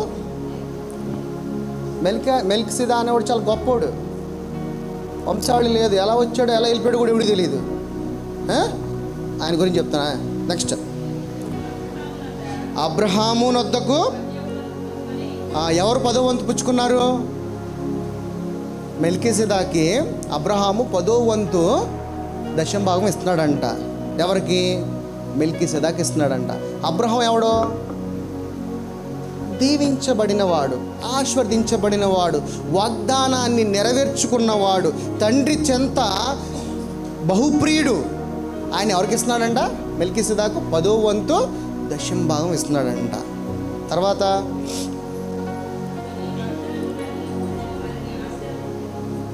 వాగ్దానము పొందిన వాడే ఆశీర్వదింపబడుతున్నాడంట. ఆల్రెడీ వాగ్దానం నీ జీవితంలో నెరవేరబడిపోయింది. అయినా కానీ మళ్ళీ వాగ్దానము, మళ్ళీ ఆశీర్వచనము. యేసు కృప కింద ఉంటే కృప మీద కృప, కృప మీద కృప, కృప వెంబటి కృప వస్తూనే ఉంటుంది. విశ్రాంతి దినం అని నువ్వు ధర్మశాస్త్రంలో ఉంటే నీకేది దొరకదు, శరీరంలోనే ఉంటావు. ప్రభు చెప్తున్నాడు, విశ్రాంతి దినం అంటే నేనే, విశ్రాంతి దినం అంటే నేనే. నా గురించి తెలుసుకోవడానికి మీరు కూడుకున్న చోట అది నా ఇల్లు అంటున్నాడు, అది నా సంఘము అంటున్నాడు.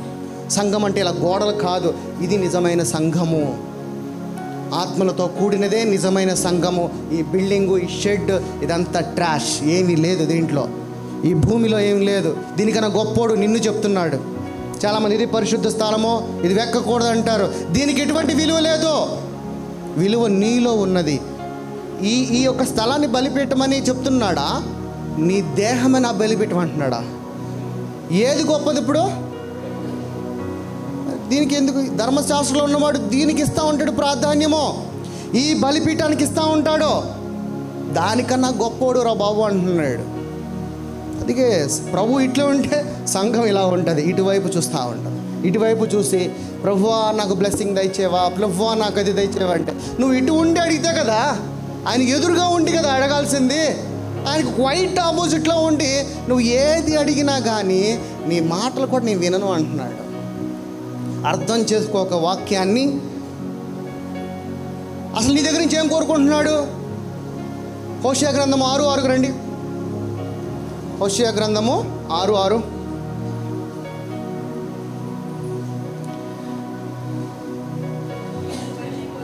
నేను బలిని కోరను కానీ ఏం కోరుతున్నాడంట? యేసు ప్రభు దగ్గరే ఉంది. పాత నిబంధనలే ఉంది. పాత నిబంధనలోనే కనికరమే, క్రొత్త నిబంధనలోనూ కనికరమే. పాత నిబంధనలోనూ కృపయే, క్రొత్త నిబంధనలో కూడా కృపయే. తర్వాత దహన బలుల కంటే దేవునికి వచ్చిన జ్ఞానం, దేవుడి యొక్క జ్ఞానం ఎక్కడుంది? దేవుని యొక్క జ్ఞానం ఎక్కడుందండి? ఇందులో ఉంది. వాక్యం ఎవరు? యేసయ్య. బట్ ఇప్పుడు జ్ఞానం ఎవరిలో ఉంది? యేసయ్యలో ఉన్నది. అందుకనే మత్తయి సువార్తలో చోట అంటాడు, ఏమి తిందమో ఏమి తాగుతామో దాని గురించి చింతింపకుడి, ముందు నన్ను వెతుకుడి అన్నాడు. ఎందుకని? నాలో జ్ఞానం ఉన్నది. ఇప్పుడు జ్ఞానం ఎక్కడుంది? యేసయ్యలో ఉంది. యేసయ్య ఎవరిని వెతకమంటున్నాడు? నన్ను వెతుకు అంటున్నాడు.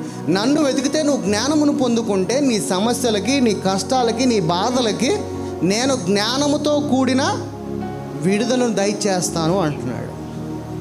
కానీ మనం ఎక్కడ జ్ఞానం అంటే, మనం ఎక్కడ ఎత్తుకుంటున్నాం జ్ఞానం? లోకంలో.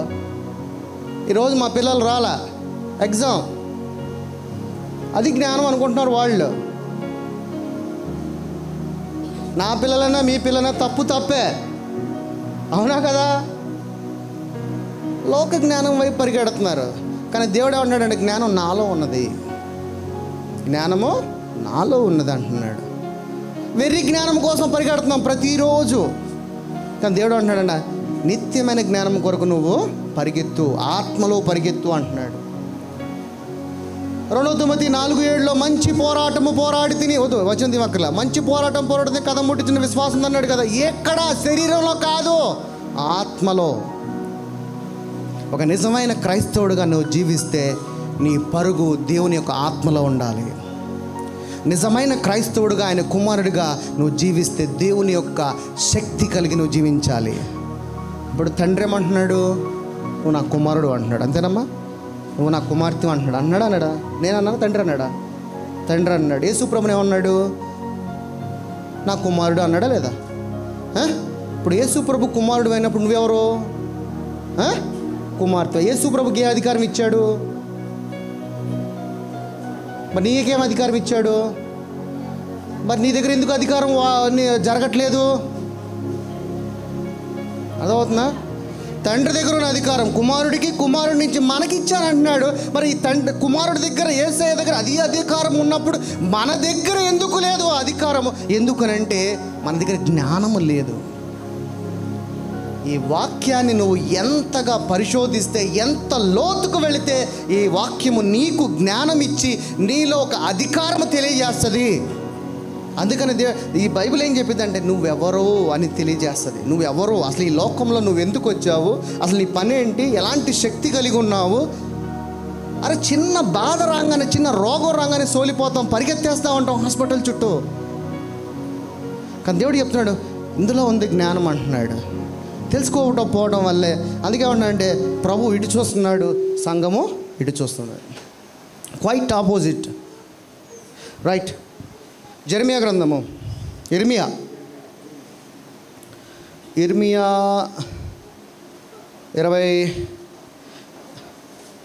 9వ అధ్యాయము 23.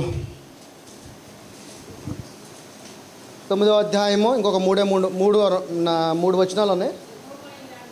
యెహోవా ఇలాగు సెలవిచ్చుచున్నాడని, జ్ఞాని తన జ్ఞానమును బట్టి, శూరుడు తన శౌర్యమును బట్టి ఏమంటే ఇక్కడ ఏమంటున్నాడు చూసారా, మన దగ్గర జ్ఞానం ఉందని, డబ్బు ఉందని అతిశయపడకూడదంట. మన దగ్గర డబ్బు ఉందని విర్రవిగ్గకూడదంట. దేని గురించి మనం విర్రవీగాలంట? ఒకదాని గురించి విర్రవీగమంటున్నాడు. దేని గురించి విర్రవీగమంటున్నాడు?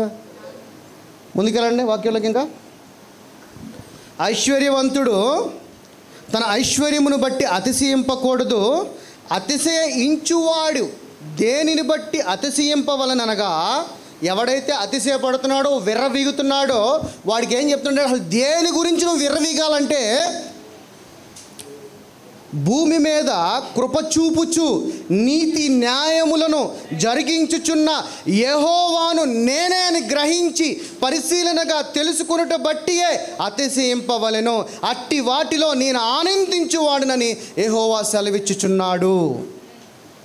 దేని మీద మనం విర్రవీగాలంట? నేను యేసే కుమారుణ్ణి, నేను తండ్రి కుమారుణ్ణి, నేను రాజ్య సువార్థికుడికి నేను కుమారుణ్ణి, నేను అధికారము కలిగిన వాడిని, నాకు దేవుడు అధికారం ఇచ్చి ఉన్నాడు అని నువ్వు విర్రవీగాలంటే, దేవునిని అతిశయపరచాలంట ఈ లోకానికి. కానీ మనం ఏం చేస్తూ ఉంటాం? ఒక 10 లక్షల అకౌంట్లో ఉన్నాయంటే ఇక మనంతటోడు ఎవడు లేడు. జనరల్గా మాట్లాడుతున్నాను, అవునా కదా? దాని నుంచి ఆ డబ్బు నుంచి మనం ఒక్క సెకండ్ బతకగలం మనం? నిజంగా నీ శ్వాసకి లాస్ట్ రానంటే నో. అరే నిన్ను అసలు బతికించలేదు, దానివల్ల ఎటువంటి ఉపయోగం లేదు అన్న డబ్బును చూసి మనం విర్రవీగటం కాదు. నిన్ను బతికించేది దేవుని యొక్క వాక్యము, ఆయన నీతి, ఆయన కృప. దానిని చూసి నువ్వు అతిశయపడరా అంటున్నాడు దేవుడు. ఇంకో క్వశ్చన్ తెలుసా అండి, మనం అందరం లేచి దేని గురించి పరిగెడతా ఉంటాం? నిజంగా ప్రతి ఒక్కడికి డబ్బు కావాలి, అవునా కదా? డబ్బు కావాలా వద్దా? ప్రతి ఒక్కడు పొద్దున్న లేచిన కానీ ఇప్పుడు మనం ఇక్కడి నుంచి బయటికి వెళ్ళిన తర్వాత ఇక మన ఆలోచనలు ఎలా సంపాదించుకోవాలి, మన పిల్లలకి, మన ఇంట్లో ఉన్న వాళ్ళకి ఎలా కూడబెట్టుకోవాలని. మరి ఈ డబ్బు వల్ల నీకు కష్టం వస్తుంది, నీకు రోగం వస్తుంది, ఇంకా నిన్ను శోధనలో పడేస్తుంది, నేను ఇంకా అప్పుల పాలువాడిగా చేసేస్తుంది. కానీ అది అంత చేస్తానని తెలిసినప్పటికీ మనకు అదే డబ్బు కావాలి, అవునా కదా? ఎందుకంటే దుష్టుడు ఆ విధంగా మనల్ని అడ్డుతర కట్టేశాడు. ఆయన వాక్యాన్ని మన కనుల ఎదుటి నుండి తొలగిపోనీయుకుము అన్నాడు సామెతలు 4:20 అనడా లేదా? 4:20 సామెతలు.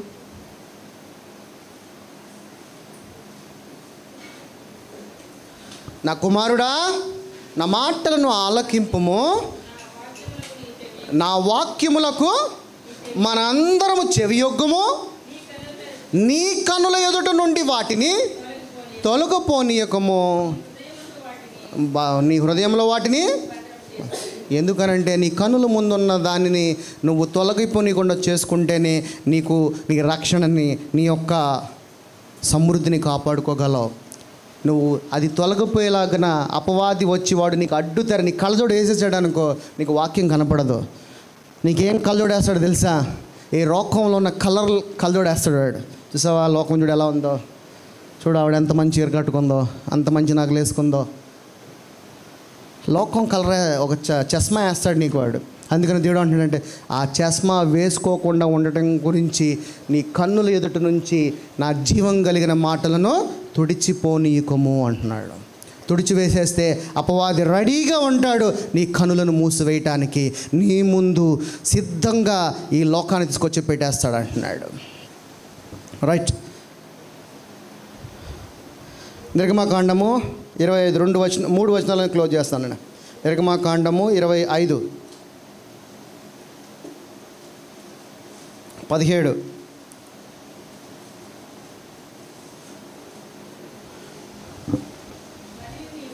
మరియు నీవు మేలిమి బంగారముతో కరుణాపీఠమును చేయవలనని. దేంతో చేయాలంట?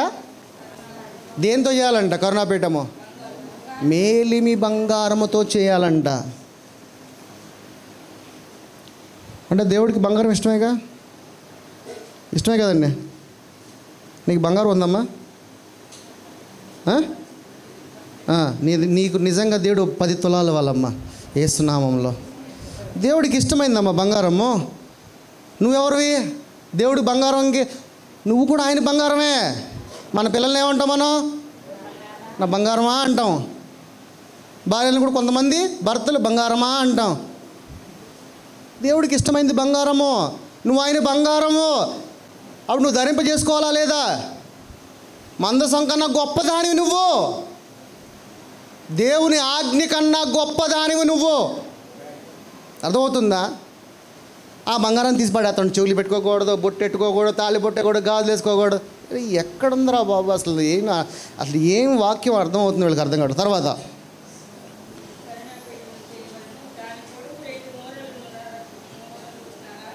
దాని పొడుగు 2 మూరలున్నర, దాని వెడల్పు 3.5, మరియు 2 బంగారు కేరూబులను. అసలు కేరూబులు అంటే ఏంటి? ఏంటమ్మా కేరూబులు అంటే ఏంటి తెలుసా? మనం చదువుతున్నాం, తెలుసుకోవాలి. మీ పాస్టర్ని వదలకూడదు, పట్టుకుని పిండేయాలి అర్థమయ్యేలాగా. ఇప్పుడు ఒక కంప్యూటరు ఎంత పని చేస్తుంది? 1,00,000 మంది చేసే పనిని, వాడి డేటాని మొత్తం కూడా కంప్యూటర్ ద్వారా పని చేయొచ్చా లేదా? కేరూబులు అంటే ఏంటంటే దూతలకైనా పెద్దవాటివి. ఒక్క కేరూబు ఈ భూమికి మొత్తం సమాధానం చెప్పిద్దంట. ఒక్క కేరూబు అంటే అంత హార్డ్ డిస్క్, అంత బలము, అంత జ్ఞానము కలిగినది కేరూబు అంటే. అందుకనే మందసం వైపు అటు ఒకటి ఇటు ఒకటి. కేరూబులకి రెక్కలు ఉంటాయి. ఏముంటాయి? రెక్కలు ఉంటాయి. ఆర్కేంజల్స్ అంటారు వాటిని. అర్థమవుతుందా? దూతలు, ఏంజల్స్ అవి వేరే. వాటికన్నా పెద్దవి ఏంటనంటే కేరూబులు, ఎక్కువ పని చేసేవి అన్నమాట. ఒకే ఒక్క కేరూబు ఈ భూమి మొత్తానికి సమాధానం చెప్పేది. ఇప్పుడు కంప్యూటర్ అలాగా 1,00,000 మంది 10 లక్షల మంది చేసే పని ఒకే ఒక కంప్యూటర్ చేయొచ్చు. వాళ్ళ డేటా మొత్తం తీసుకొచ్చి దాంట్లో పెట్టవచ్చు. అదే ఇప్పుడు 10 లక్షల మంది డేటా అక్కడ పెట్టగలమా? ఫిజికల్గా పెట్టలేము, సరిపోదు ఈ ప్లేసు. కానీ అదే కంప్యూటర్లో పెట్టచ్చు, స్టోరేజ్ మనం పెంచుకొని. అట్లాగే కేరూబ్ అంటే దూతల కన్నా ఎక్కువగా అనంతముగా పనిచేసేది కేరూబులు అంటే. వాటిల్ని ఎక్కడ పెట్టాడంట? 2 బంగారు కేరూబులు చేయవలనని, కరుణాపీఠము యొక్క 2 కొనలను నకిషిపునుగా చేయవలనని, ఈ కొనను ఒక కేరూబును, ఆ కొనను ఒక కేరూబును. అంటే ఈ మూల ఒక కేరూబు, ఆ మూల ఒక కేరూబు. తర్వాత కరుణాపీఠమున దాని 2 కొనల మీద కేరూబులను దానితో ఏకాండముగా చేయవలెను. ఆ కేరూబులు పైకి విప్పిన రెక్కలు గలవై కరుణాపీఠమును రమ రెక్కలతో కప్పుచుండగా, వాటి ముఖలు ఒండొంటికి ఎదురుగా, అంటే ఆపోజిట్ ఉండవలెను. ఆ కేరూబుల ముఖములు కరుణాపీఠము తట్టు నుండవలెను. నీవు ఆ కరుణాపీఠమును ఎత్తి ఆ మందసము మీద. ఇక్కడ ఒక రహస్యం ఉంది. ధర్మశాస్త్రం అంతా ఆ ఆజ్ఞలు వెమ్మటే పడతా ఉంటారు. అన్నిటికైనా ఉన్నతమైన నామం ఏంటి? ఇప్పుడు ఈ కరుణాపీఠమును ఎక్కడ ఉంచమంటున్నాడు? మందసము ఆజ్ఞల కన్నా పైన ఉంచమంటున్నాడు. కరుణ ఎవరి దగ్గర ఉంది? కృప ఎవరి దగ్గర ఉంది? ఇక్కడ కరుణ అంటే మరేంటి? కన్నడలో ఏముంటుందమ్మా కరుణాపీఠం అంటే ఏంటి? కృపాసనము. కృప ఎవరి దగ్గర ఉంది? మరి ఇప్పుడు యేసే ఎక్కడున్నాడు? ఇప్పుడు అక్కడ కనబడుతున్నాడా లేదా పాత నిబంధనలో? అందుకే యేసే ఏమన్నాడంటే నేను లేకుండా ఏది కూడా కలగలేదు అన్నాడు. అన్నాడా లేదా? పాత నిబంధన అయిన కృపయే, కొత్త నిబంధన అయిన కృపయే, సమస్తము యేసయ్యే. రైట్. తర్వాత ఆ కరుణాపీఠము ఎత్తి ఆ మందసము లోన పెట్టాడా? ఆజ్ఞలను కింద పెట్టాడా? మందసము లోన ఆజ్ఞలేంటి? 2 పలకలు. ఎవరికి ఇచ్చారు ఆ పలకలు? మోషేకి ఇచ్చాడు. ఆ మోషేకి ఇచ్చిన పలకలు తీసుకెళ్ళి దాంట్లో పెట్టారు. దానిపైన ఉందంట ఏంటిది? కరుణాపీఠము, కృపాసనము. కృప యేసయ్య ద్వారా వచ్చింది మనందరికీ కృప. అర్థమవుతుందా? తర్వాత నేను నీకిచ్చు శాసనములను, ఏదైతే ఆ 2 పలకలు ఇచ్చాడో ఆ పలకలను తీసుకెళ్ళి ఆ మందసంలో పెట్టమంటున్నాడు. ఆ మందసముల మీద 2 కేరుబులని ఒంటొంటికి ఎదురెదురుగా పెట్టి దాని మీద కరుణాపీఠం పెట్టంటున్నాడు. అంటే అందుకనే ఉన్నతమైనది, అత్యున్నతమైన సింహాసనం మీద ఆసీనుడు అయిన వారు ఎవరో సయ్యా, ఇక లేదు దానికన్నా నెక్స్ట్. అలాగే ఈ కరుణాపీఠం కూడా దాని మీద తీసుకెళ్ళి పెట్టు అంటున్నాడు. అంత ఉన్నతమైనది కృపాసనం అదే మీ కన్నడలో ఏమంటారు, రైట్. దాని తర్వాత 22, అక్కడ నేను నిన్ను కలుసుకొని కరుణాపీఠము మీద నుండి శాసనములు గల మందసము మీద నుండు 2 కెరూబుల మధ్య నుండి నేను ఇశ్రాయేలులకు నిమిత్తము నేను నీకు ఆజ్ఞాపిస్తున్నాను. ఇదవుతుందా? అంటే పైనే ఉంది కృపే, కానీ యూదులు ఏం చూస్తున్నారు? లోనున్న ధర్మశాస్త్రాన్ని చూస్తున్నారు. ఆ రోజును గనక ఆ పైన ఉన్న కరుణాపీఠమును గనక వాళ్ళు చూసి ఉన్నట్లయితే ఏ పాపము జరిగి ఉండేది కాదు. యేసయ్యని ఆ విధంగా హతసాక్షులుగా చేసేవాళ్ళు కాదు, చంపేవాళ్ళు కాదు. కానీ రాత్రి ఏం చెప్పాను నేను? తన్ను తానే తండ్రికి తన ఆత్మని అప్పగించుకున్నాడు. రోమీలు ఏమనుకుంటున్నారు? మేము వేసాం సిలువ అని అనుకుంటున్నారు. నో, పిలాతు దగ్గర ఏమన్నాడు? నువ్వు రాజువా? అవును, నేను రాజునే, ఐఎమ్ ద కింగ్ అన్నాడు. ఆయన అర్పించుకున్నాడు. ఎవరు చంపడానికి అధికారం లేదు. కానీ అప్పుడు అందరూ ఏమన్నారు? నిన్ను నువ్వే కాపాడుకోలేవే. ఈరోజు నువ్వు నేను ఇలా కూర్చుని సంతోషంగా వాక్యం వినాలంటేనే ఆ రోజు ఆయన సిలువెక్కాలి. ఈరోజు మాట్లాడుతున్న మతోన్మాదుల నోర్లు ఇలా పెగులుతున్నాయి కదా, వాళ్ళు మాట్లాడాలంటే ఆయన సిలువెక్కాలి. ఆ రోజున అన్నారు కదా, నువ్వు దేవుడు కదా, నువ్వు నిజమైన దేవుని దావీదు కుమారుడు అయితే నువ్వెందుకు రక్షించుకోలేవు అన్నారు. ఎందుకంటే వాళ్ళు శరీరంలో ఉన్నారు. ఇప్పుడు మన ముందు ఎవరన్నా నువ్వు సీఎం కొడుకుంటున్నావు, నువ్వు కాపాడుకోలేవా అంటారనరా? సర్వసహజం. ఎందుకంటే వాడు శరీరంలో ఉన్నాడు. అప్పటికి ఇంకా దేవుని యొక్క వాక్యం వాళ్ళకి అర్థం కాల, దేవుని యొక్క ప్రణాళిక, దేవుని యొక్క చిత్తము వారికి తెలియదు. అందుకని నువ్వు దావీదు కుమారుడు నిజముగా అయితే నువ్వు కాపాడుకో అన్నారు. కానీ యేసయ్య యొక్క ప్రణాళిక అంటే నేను అప్పగించుకుంటేనే కానీ నేను మిమ్మల్ని అందరినీ కూడా తండ్రి యొక్క రాజ్యంలోకి తీసుకెళ్ళలేనని తన్ను తాను అప్పగించుకున్నాడు. అవుతుందా? ఇది నిజమైన గుడ్ ఫ్రైడే, రైట్. 26, 33 అదే నిర్మకాండము 26 నెక్స్ట్ 33కి వచ్చాడు. 33 ఆ తెరయును ఆ కొలుకుల క్రింద తగిలించి సాక్ష్యపు మందసము అడ్డు తెర లోపలికి తేవలెను. ఆ అడ్డు తెర పరిశుద్ధ స్థలములను అతి పరిశుద్ధ స్థలమును వేరు చేయును. దాని తర్వాత అతి పరిశుద్ధ స్థలములో సాక్ష్యపు మందసము మీద ఏముంచాలంట? కరుణాపీఠము ఉంచవలెను. ఆవరణ, పరిశుద్ధ ఆవరణ, అతి పరిశుద్ధ ఆవరణలోకి ఆ యొక్క మందసమును తీసుకుని వచ్చి ఆ మందసము మీదకి అత్యున్నతమైన సింహాసనం మీద ఆసీనుడైన యేసయ్యను తీసుకొచ్చి కూర్చోబెట్టాలన్నాడు. ఇంకప్పటికి తెలియలే వాక్యము.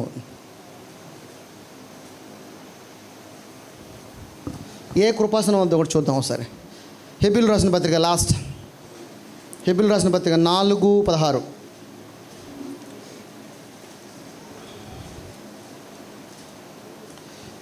కనికరింపబడి సమయోచితమైన సహాయము కొరకు కృప పొందునట్లు ధైర్యముతో కృపాసనమునొద్దకు ఇందడ ఎక్కడ పెట్టాడు? ఆ కృపాసనం తీసుకెళ్ళి ఎక్కడ పెట్టాడు? కరుణాపీఠం ఎక్కడ పెట్టాడు? మందసం మీద పెట్టాడు. ఇక్కడ ఏమంటున్నాడంటే అదే మందసము లేదు కాబట్టి ఇప్పుడు ఏమంటాడంటే కనుక మనము కనికరింపబడి, మనం ఎవరి ద్వారా కనికరింపబడ్డామో? యేసయ్య ద్వారా మనం కనికరింపబడ్డాం. యేసయ్య ఎవరు? కనికరించేవాడు. నేను బలిని కోరటలేదు, కనికరమనే కోరుచున్నాను. తర్వాత సమయోచితమైన నీకున్న సందర్భము లేని ప్రతి దాని గురించి సహాయము కొరకు కృప పొందునట్లు, ఏదైతే యేసయ్య దగ్గర ఉన్నదో ఆ గ్రేస్, ఆ కృప పొందునట్లకు, ఆ కృప క్రింద నువ్వు వెళ్ళటానికి ధైర్యముతో కృపాసనం నొద్దరకు చేరండి. ఇది విశ్రాంతి దినం అంటే, యేసులోకి రావటం విశ్రాంతి దినం అంటే. ఈ విశ్రాంతి దినకి శిరస్సు ఎవరు? యేసు ప్రభు. యేసయ్య ఆలయం ఎవరు? మనమందరము. ఆదివారం మనం అందరం కూడుకోవాలి ఆయన ఆలయమై. ఇది కాదు ఆలయం అంటే, ఈ బిల్డింగ్ కాదు, ఈ స్థలము కాదు, ఆత్మల సమ్మేళనంతో కూడుకుని దేవునిని మహిమపరచడమే ఆయన నిజమైన ఆలయము. ఆయన ఇల్లై ఉంది. ఆదివారం ఎందుకు కూడుకోవాలంటే నిన్ను నువ్వు పరిశుద్ధపరచబడటానికి. అందుకే తండ్రి సూచనగా విశ్రాంతి దినమును పెట్టాడు. అంతేకాని ఇది చేయి, అది చేయి, ఇలా ఉండకూడదని చేయటానికి కాదు. ఇజ్రాయేల్ జనాంగం మూర్ఖులుగా ఉండేవాళ్ళు, అందుకని వాళ్ళకి ఆ రూల్స్ పెట్టి ఉన్నాడు తండ్రి.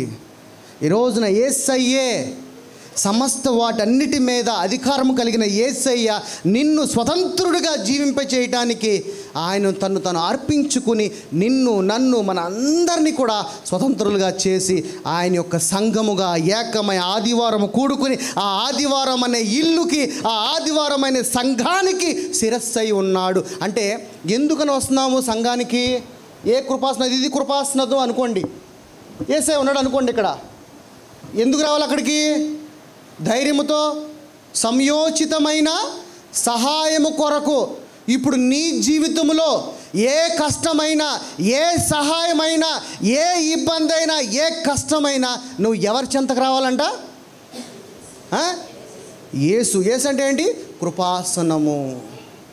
కరుణాపీఠం మీద ఎలాగా పెట్టి ఉన్నాడో ఈ కృపాసనంలోకి నువ్వు ఎందుకు రావాలంటే, ఆదివారం ఎందుకు కూడుకోవాలంటే, నీ సంయోచితమైన సహాయం కావాలంటే. ఈరోజు నీకు ఏ కష్టం ఉంటే, ఏ బాధ ఉంటే, ఏ చింత ఉంటే ఆయన కృప కిందకు నువ్వు రా. ఇక్కడ వైఫై ఉంది, మీ మొబైల్ పనిచేస్తుంది అనుకోండి, ఎగ్జాంపుల్ చెప్తున్నా. ఇక్కడ వైఫై ఉంటేనే ఇక్కడ వైఫై అందిద్ది, మీరు లాగిన్ పాస్వర్డ్ అయితే. అవునా? అంతే కదా? మరి ఇక్కడి నుంచి బయటికి వెళ్తే రాదు. అందుకని దేవుడు ఏమంటాడంటే, నా ఇంటికి రండి, నా కృపాసనము యొద్దకు రండి, నా కృపని, నా గ్లోరీని, నా మహిమను పొందుకోనండి. మీ సంయోచితమైన సహాయము నేను తీరుస్తాను. నా కృపాసనము వద్దకు ఆదివారం అందరం ఏకమై కూడికై నా సంఘమై, ఆ సంఘంలో మీరందరూ పరిశుద్ధపరచబడడానికి సూచనగా నా తండ్రి పెట్టున్నాడు. అదే కృపాసనము వద్దకు మీరందరూ వచ్చి నా యొక్క వాక్యముతో, వాక్య స్నానము, ఉదక స్నానము చేయించబడి పరిశుద్ధులుగా ఇక్కడి నుంచి మీరు వెళ్ళండి. ఇది ఆదివారం, ఇది విశ్రాంతి, ఇది సబాత్ అంటే. అర్థమవుతుందా? ఎందుకు రావాలి మనం గుడికి? ఎందుకు రావాలి? నువ్వు సంతోషంగా జీవించాలంటే ఏం కావాలి మీకు? కృప ఎక్కడుంది అంటున్నాడు ఇప్పుడు. మరి యేసులోకి నువ్వు, ఆయన సంఘం ఎక్కడుంది? ఇప్పుడు నువ్వు బయట ఉన్నావు అనుకో, నువ్వు ఆయన సంఘం కాదు, ఆయన వెలుగు అంతే. ఇన్ని ఇటుకలు కలితే కదా ఒక సంఘం అయ్యేది. మరి ఇన్ని ఇటుకలు కలిసినాయి కాబట్టి ఇప్పుడు ఈరోజు ఆయన సంఘమై ఉన్నాం కాబట్టి ఇక్కడికి నువ్వు వస్తే ఏం పొందుకుంటావు అంటున్నాడు? కృప పొందుకుంటున్నాడు. కృప ఉంటే నీ చీకటి ఏమైపోద్ది? వెళ్ళిపోద్ది. నీ రోగం వెళ్ళిపోద్ది, నీ కష్టం, నీ అప్పు, నీ చింత అన్నీ బయటికి వెళ్ళిపోతాయి. మీరందరూ ఎలా వచ్చారు ఇక్కడికి? ఎలా వచ్చారని అడిగా నేను.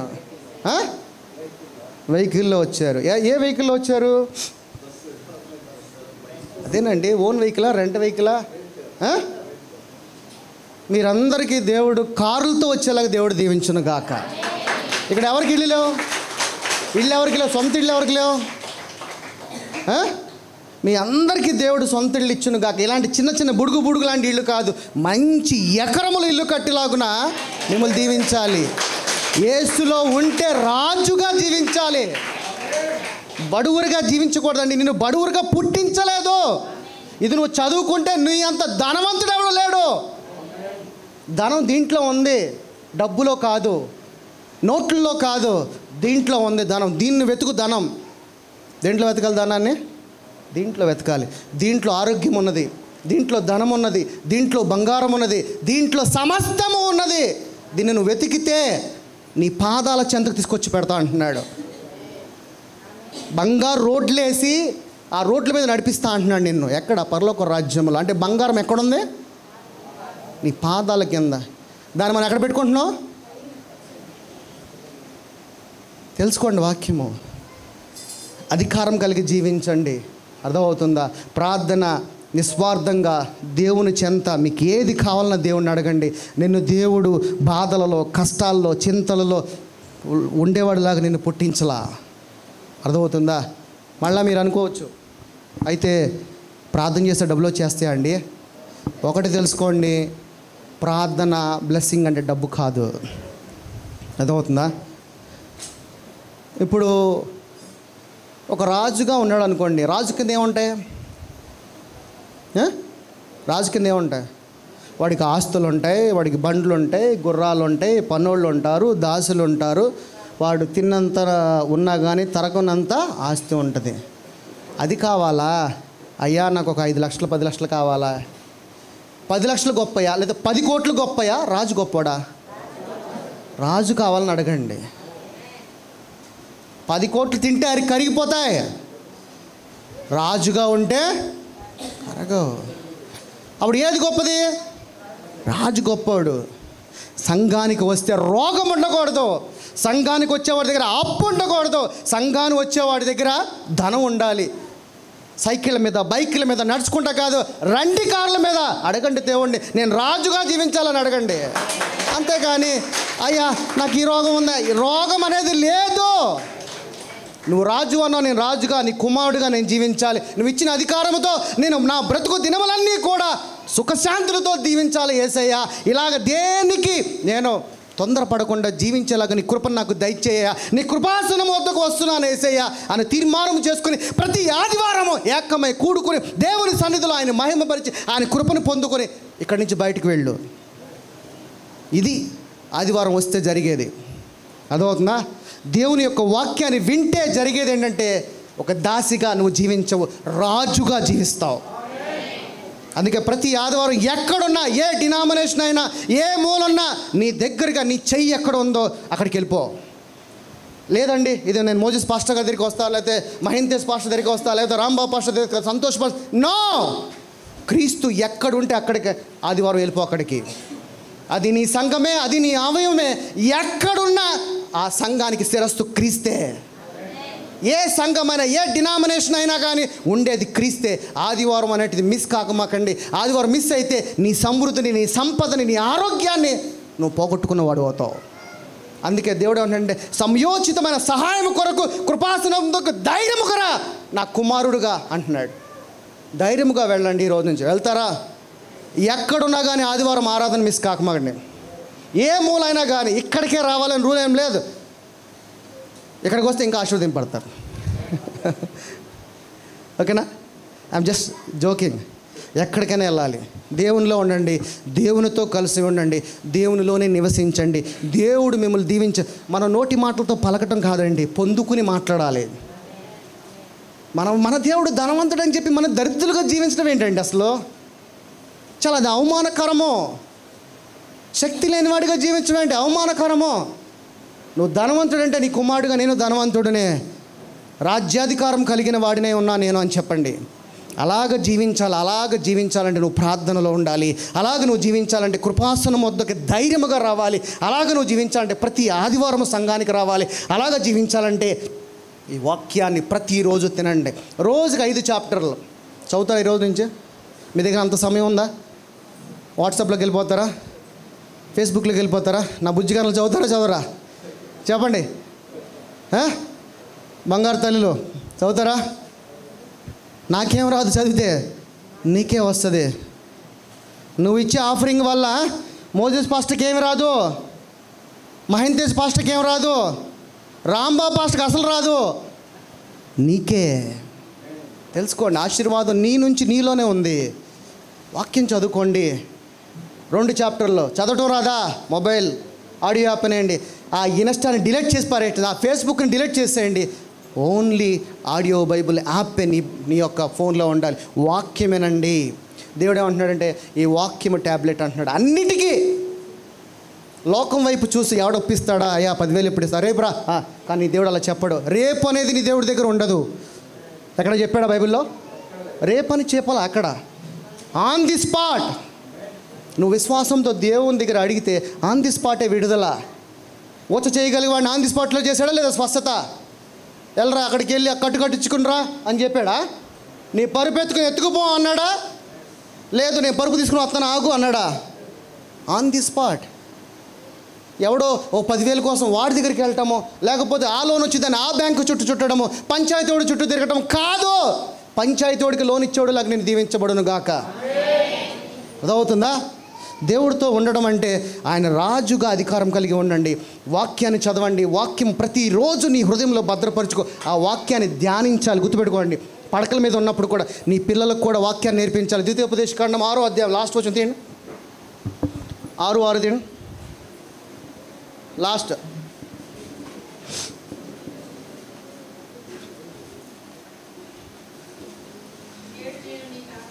నేడు నేను నీకు ఆజ్ఞాపించును ఈ మాటలను నీ హృదయంలో ఉండవలెను. నీవు నీ కుమారులకు, మీ పిల్లలకు వాటిని నేర్పించండి. నీ ఇంట కూర్చున్నప్పుడు, త్రోవన నడుచుకుంటూ నువ్వు బయటికి షాపింగ్ తీసుకువెళ్ళినప్పుడు, పండుకున్నప్పుడు, నీతో పాటు పక్కన పెట్టుకుని జో జో జో అని పడుకోబెట్టేటప్పుడు, లేచినప్పుడు, లేవంగానే యేసయ్యకి ప్రైజ్ లార్డ్ చెప్పించడము, ప్రార్థన చేయించడము, వాటిని గూర్చియే నీ పిల్లలతో మాట్లాడాలి. చదవుతున్నా? ఇలా నువ్వు నేర్పిస్తే నీ పిల్లలకి, నీ పిల్లలు లోకంలో పడరు. చాలామంది తల్లులు, అయ్యా మా ఆయన తాగుతూ ఉంటాడయ్యా, నా కుమారుడు తాగుతూ ఉంటాడు, నా కోడల్ని ఎప్పుడు కొడతా ఉంటాడయ్యా. చాలామంది అత్తలు నా తల్లిని, నా కుమార్తెని కొడతా ఉంటారు. ఎందుకన్నాడు? వాడికి దేవుని వాక్యం తెలియక. అదే మీరు చిన్నప్పటి నుంచే వాక్యమును కనుక నేర్పిస్తే వాడికి ప్రేమ అనేది తెలుస్తుంది. నా భార్యని ప్రేమించాలి, నా కూతుర్ని ప్రేమించాలి, నేను నా భార్యని కొట్టకూడదు, నా అత్తమ్మని తిట్టకూడదు, నా తల్లిదండ్రులను తిట్టకూడదు. తల్లిదండ్రులు తిడితే ఏమైతే తెలుసా అండి? ఏమైతే తల్లిదండ్రులని ప్రేమించి సన్మానిస్తే దీర్ఘాయుష్మంతుడిగా జీవిస్తూ ఉంటా. నేర్పించాలి మన పిల్లలకి, చిన్నప్పటి నుంచే నేర్పించండి. మీ పిల్లలకి ప్రేమ కలిగి సంతోషముతో కృపాసనం వద్దకి నీవు నీ కుటుంబంతో నీ పిల్లలతో నీ సన్నిధికి తీసుకురండి. దేవుడు మిమ్మల్ని దీవించును గాక. God bless you all. Amen. లేచి నిలబడుకుందాం. వచ్చున్నాను. ఆమెన్. నీటిలో మునిగి ఎవరు బాప్తిసం తీసుకోలేదో వాళ్ళు మాత్రం కూర్చోండి. నీళ్ళు యారు మునిగి దీక్ష పడదలో వారు కూర్చోండి. నీటి ద్వారా ಬಾಪ್ತಿಸಂ పొందని వారు ಕೂರ್ಚೊಂಡಿ. ನೀರಿನ ಮೂಲಕವಾಗಿ ಬಾಪ್ತಿಸಂ ಹೊಂದದಿರುವರು ಕೂತ್ಕೊಳ್ಳ್ರಿ. ಉಳಿದಂಥವು ನಿಂತ್ಕೊಳ್ಳ್ರಿ. ನಿಮ್ಮ ಮಧ್ಯದಲ್ಲಿ ಕರ್ತನ ಮೇಜು ಬರುತ್ತದೆ. ಭಕ್ತಿಯಿಂದ ಪ್ರಾರ್ಥನೆ ಮಾಡಿಕೊಂಡು ಸ್ವೀಕಾರ ಮಾಡಿಕೊಳ್ಳಿರಿ. ಒಂದು ಹಾಡು ಹಾಡೋಣ. ಹಾಡುವಂಥವ್ರು ಯಾರಾದರೂ ಸಿದ್ಧರಾಗಿದ್ದರೆ ಒಂದು ಹಾಡನ್ನು ಹಾಡಿ ನಾವು ವೇಗವಾಗಿ ಮುಂದೆ ಕಾರ್ಯಕ್ರಮಕ್ಕೆ ಹೋಗೋಣ. ನಮ್ಮದಲ್ಲಿ ಮಾಂತೇಶ್ ಪಾಸ್ಟರ್ ಅವರು ಬಂದು ಹಾಗೂ ರಾಂಬಾಬು ಪಾಸ್ಟರ್ ಅವರು ಬಂದು ಕರ್ತನ ಮೇಜನ್ನು ಅವರು ನಮಗೆ ಕೊಡಲಿಕ್ಕಿದ್ದಾರೆ. ಮುಂದೆ ಹಾಡು ಹಾಡುವಂಥವರು ಅತಿ ಬೇಗ ಬನ್ನಿರಿ. ಈಗಾಗಲೇ 2ನೇ ಸಲ ಹೇಳ್ತಿದ್ದೀನಿ, ಹಾಡು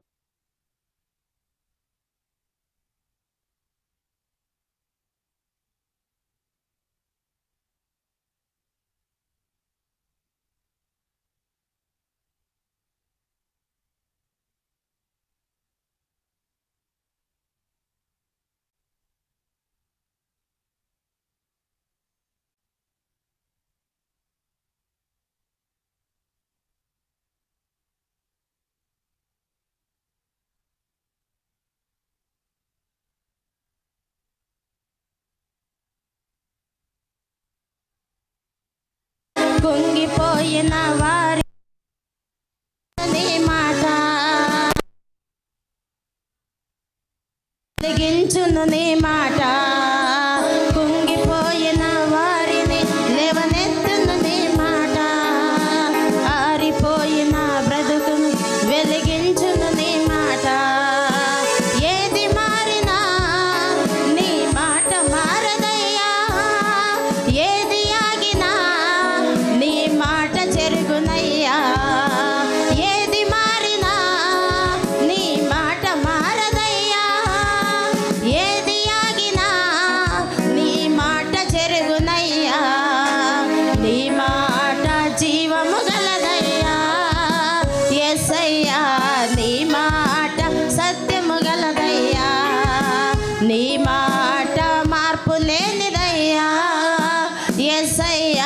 నీ మాట మరచిపోలిందయ్యా. సింహాల బోనల నుండి విడిపించును నీ మాట, అగ్ని కుండములుండి రక్షించును నీ మాట. సింహాల బోనల నుండి విడిపించును నీ మాట, అగ్ని కుండములుండి రక్షించును నీ మాట. మారా బ్రతుకును కూడా మధురం చేయును నీ మాట, ఆరిపోయిన బ్రతుకును వెలిగించును నీ మాట. మారా బ్రతుకును కూడా మధురం చేయును నీ మాట, ఆరిపోయిన బ్రతుకును వెలిగించును నీ మాట. ఏది మారినా నీ మాట మారదయ్యా, ఏది ఆగినా నీ మాట చెరుగునయ్యా. ఏది మారినా నీ మాట మారదయ్యా, ఏది ఆగినా నీ మాట చెరుగునయ్యా. నీ మాట జీవము గలదయ్యా యేసయ్యా, నీ మాట సత్యము గలదయ్యా. నీ మాట మార్పు లేనిదయ్యా యేసయ్యా, నీ మాట మరచిపోనిదయ్యా, నీ మాట ಮರಚಿಪೋನಿದಯ್ಯ. ಪ್ರಾರ್ಥನೆ ಮಾಡಿಕೊಳ್ಳೋಣ. ಕಣ್ಗಳ ಮುಚ್ಕೊಂಡು ತಲೆಬಾಗಿಸಿ.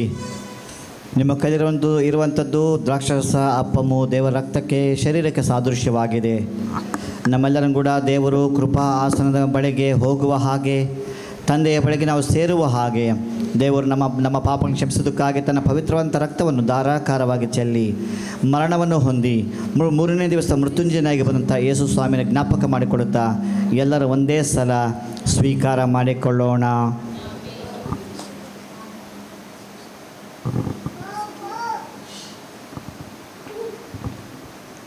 మాట మార్పు లేనిదయ్యా యేసయ్యా, నీ మాట మరచిపోనిదయ్యా. ఏది మారినా నీ మాట మారదయ్యా, ఏది ఆగినా నీ మాట జరుగునయ్యా. ఏది మారినా నీ మాట మారదయ్యా, ఏది ఆగినా నీ మాట జరుగునయ్యా.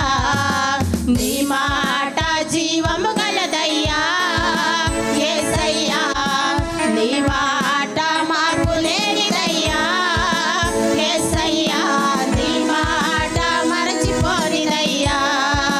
నశించుచున్న వారిని రక్షించును నీ మాట, బంధించబడిన వారిని విడిపించును నీ మాట. నశించుచున్న వారిని రక్షించును నీ మాట, బంధించబడిన వారిని విడిపించును నీ మాట. భూమి తప్పిన వారిని సరిచేయును నీ మాట, కుంగిపోయిన వారిని లేవనెత్తును నీ మాట. త్రోవ తప్పిన వారిని సరిచేయును నీ మాట, కుంగిపోయిన వారిని లేవనెత్తును నీ మాట. ఏది మారినా నీ మాట మారదయ్యా, ఏది ఆగినా నీ మాట జరుగునయ్యా. ఏది మారినా నీ మాట మారదయ్యా, ఏది ఆగినా నీ మాట జరుగునయ్యా. నీ మాట జీవము గలదయ్యా యేసయ్యా, నీ మాట సత్యము గలదయ్యా. నీ మాట మార్పు లేనిదయ్యా యేసయ్యా, నీ మాట మరచిపోనిదయ్యా. సింహాల బోధన నుండి విడిపించును నీ మాట, అగ్ని గుండములుండి రక్షించును నీ మాట. సింహాల బోధన నుండి విడిపించును నీ మాట, అగ్ని గుండములుండి రెవనెత్తును నీ మాట. మారా బ్రతుకును కూడా మధురం చేయును నీ మాట, ఆరిపోయిన బ్రతుకును వెలిగించును నీ మాట.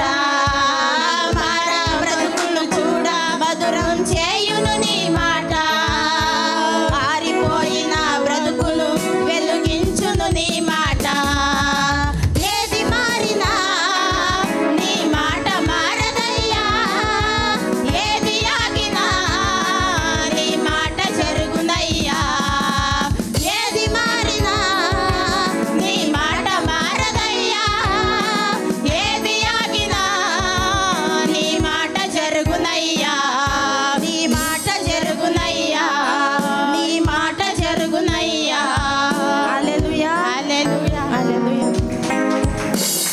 గట్టిగా చెప్పండి.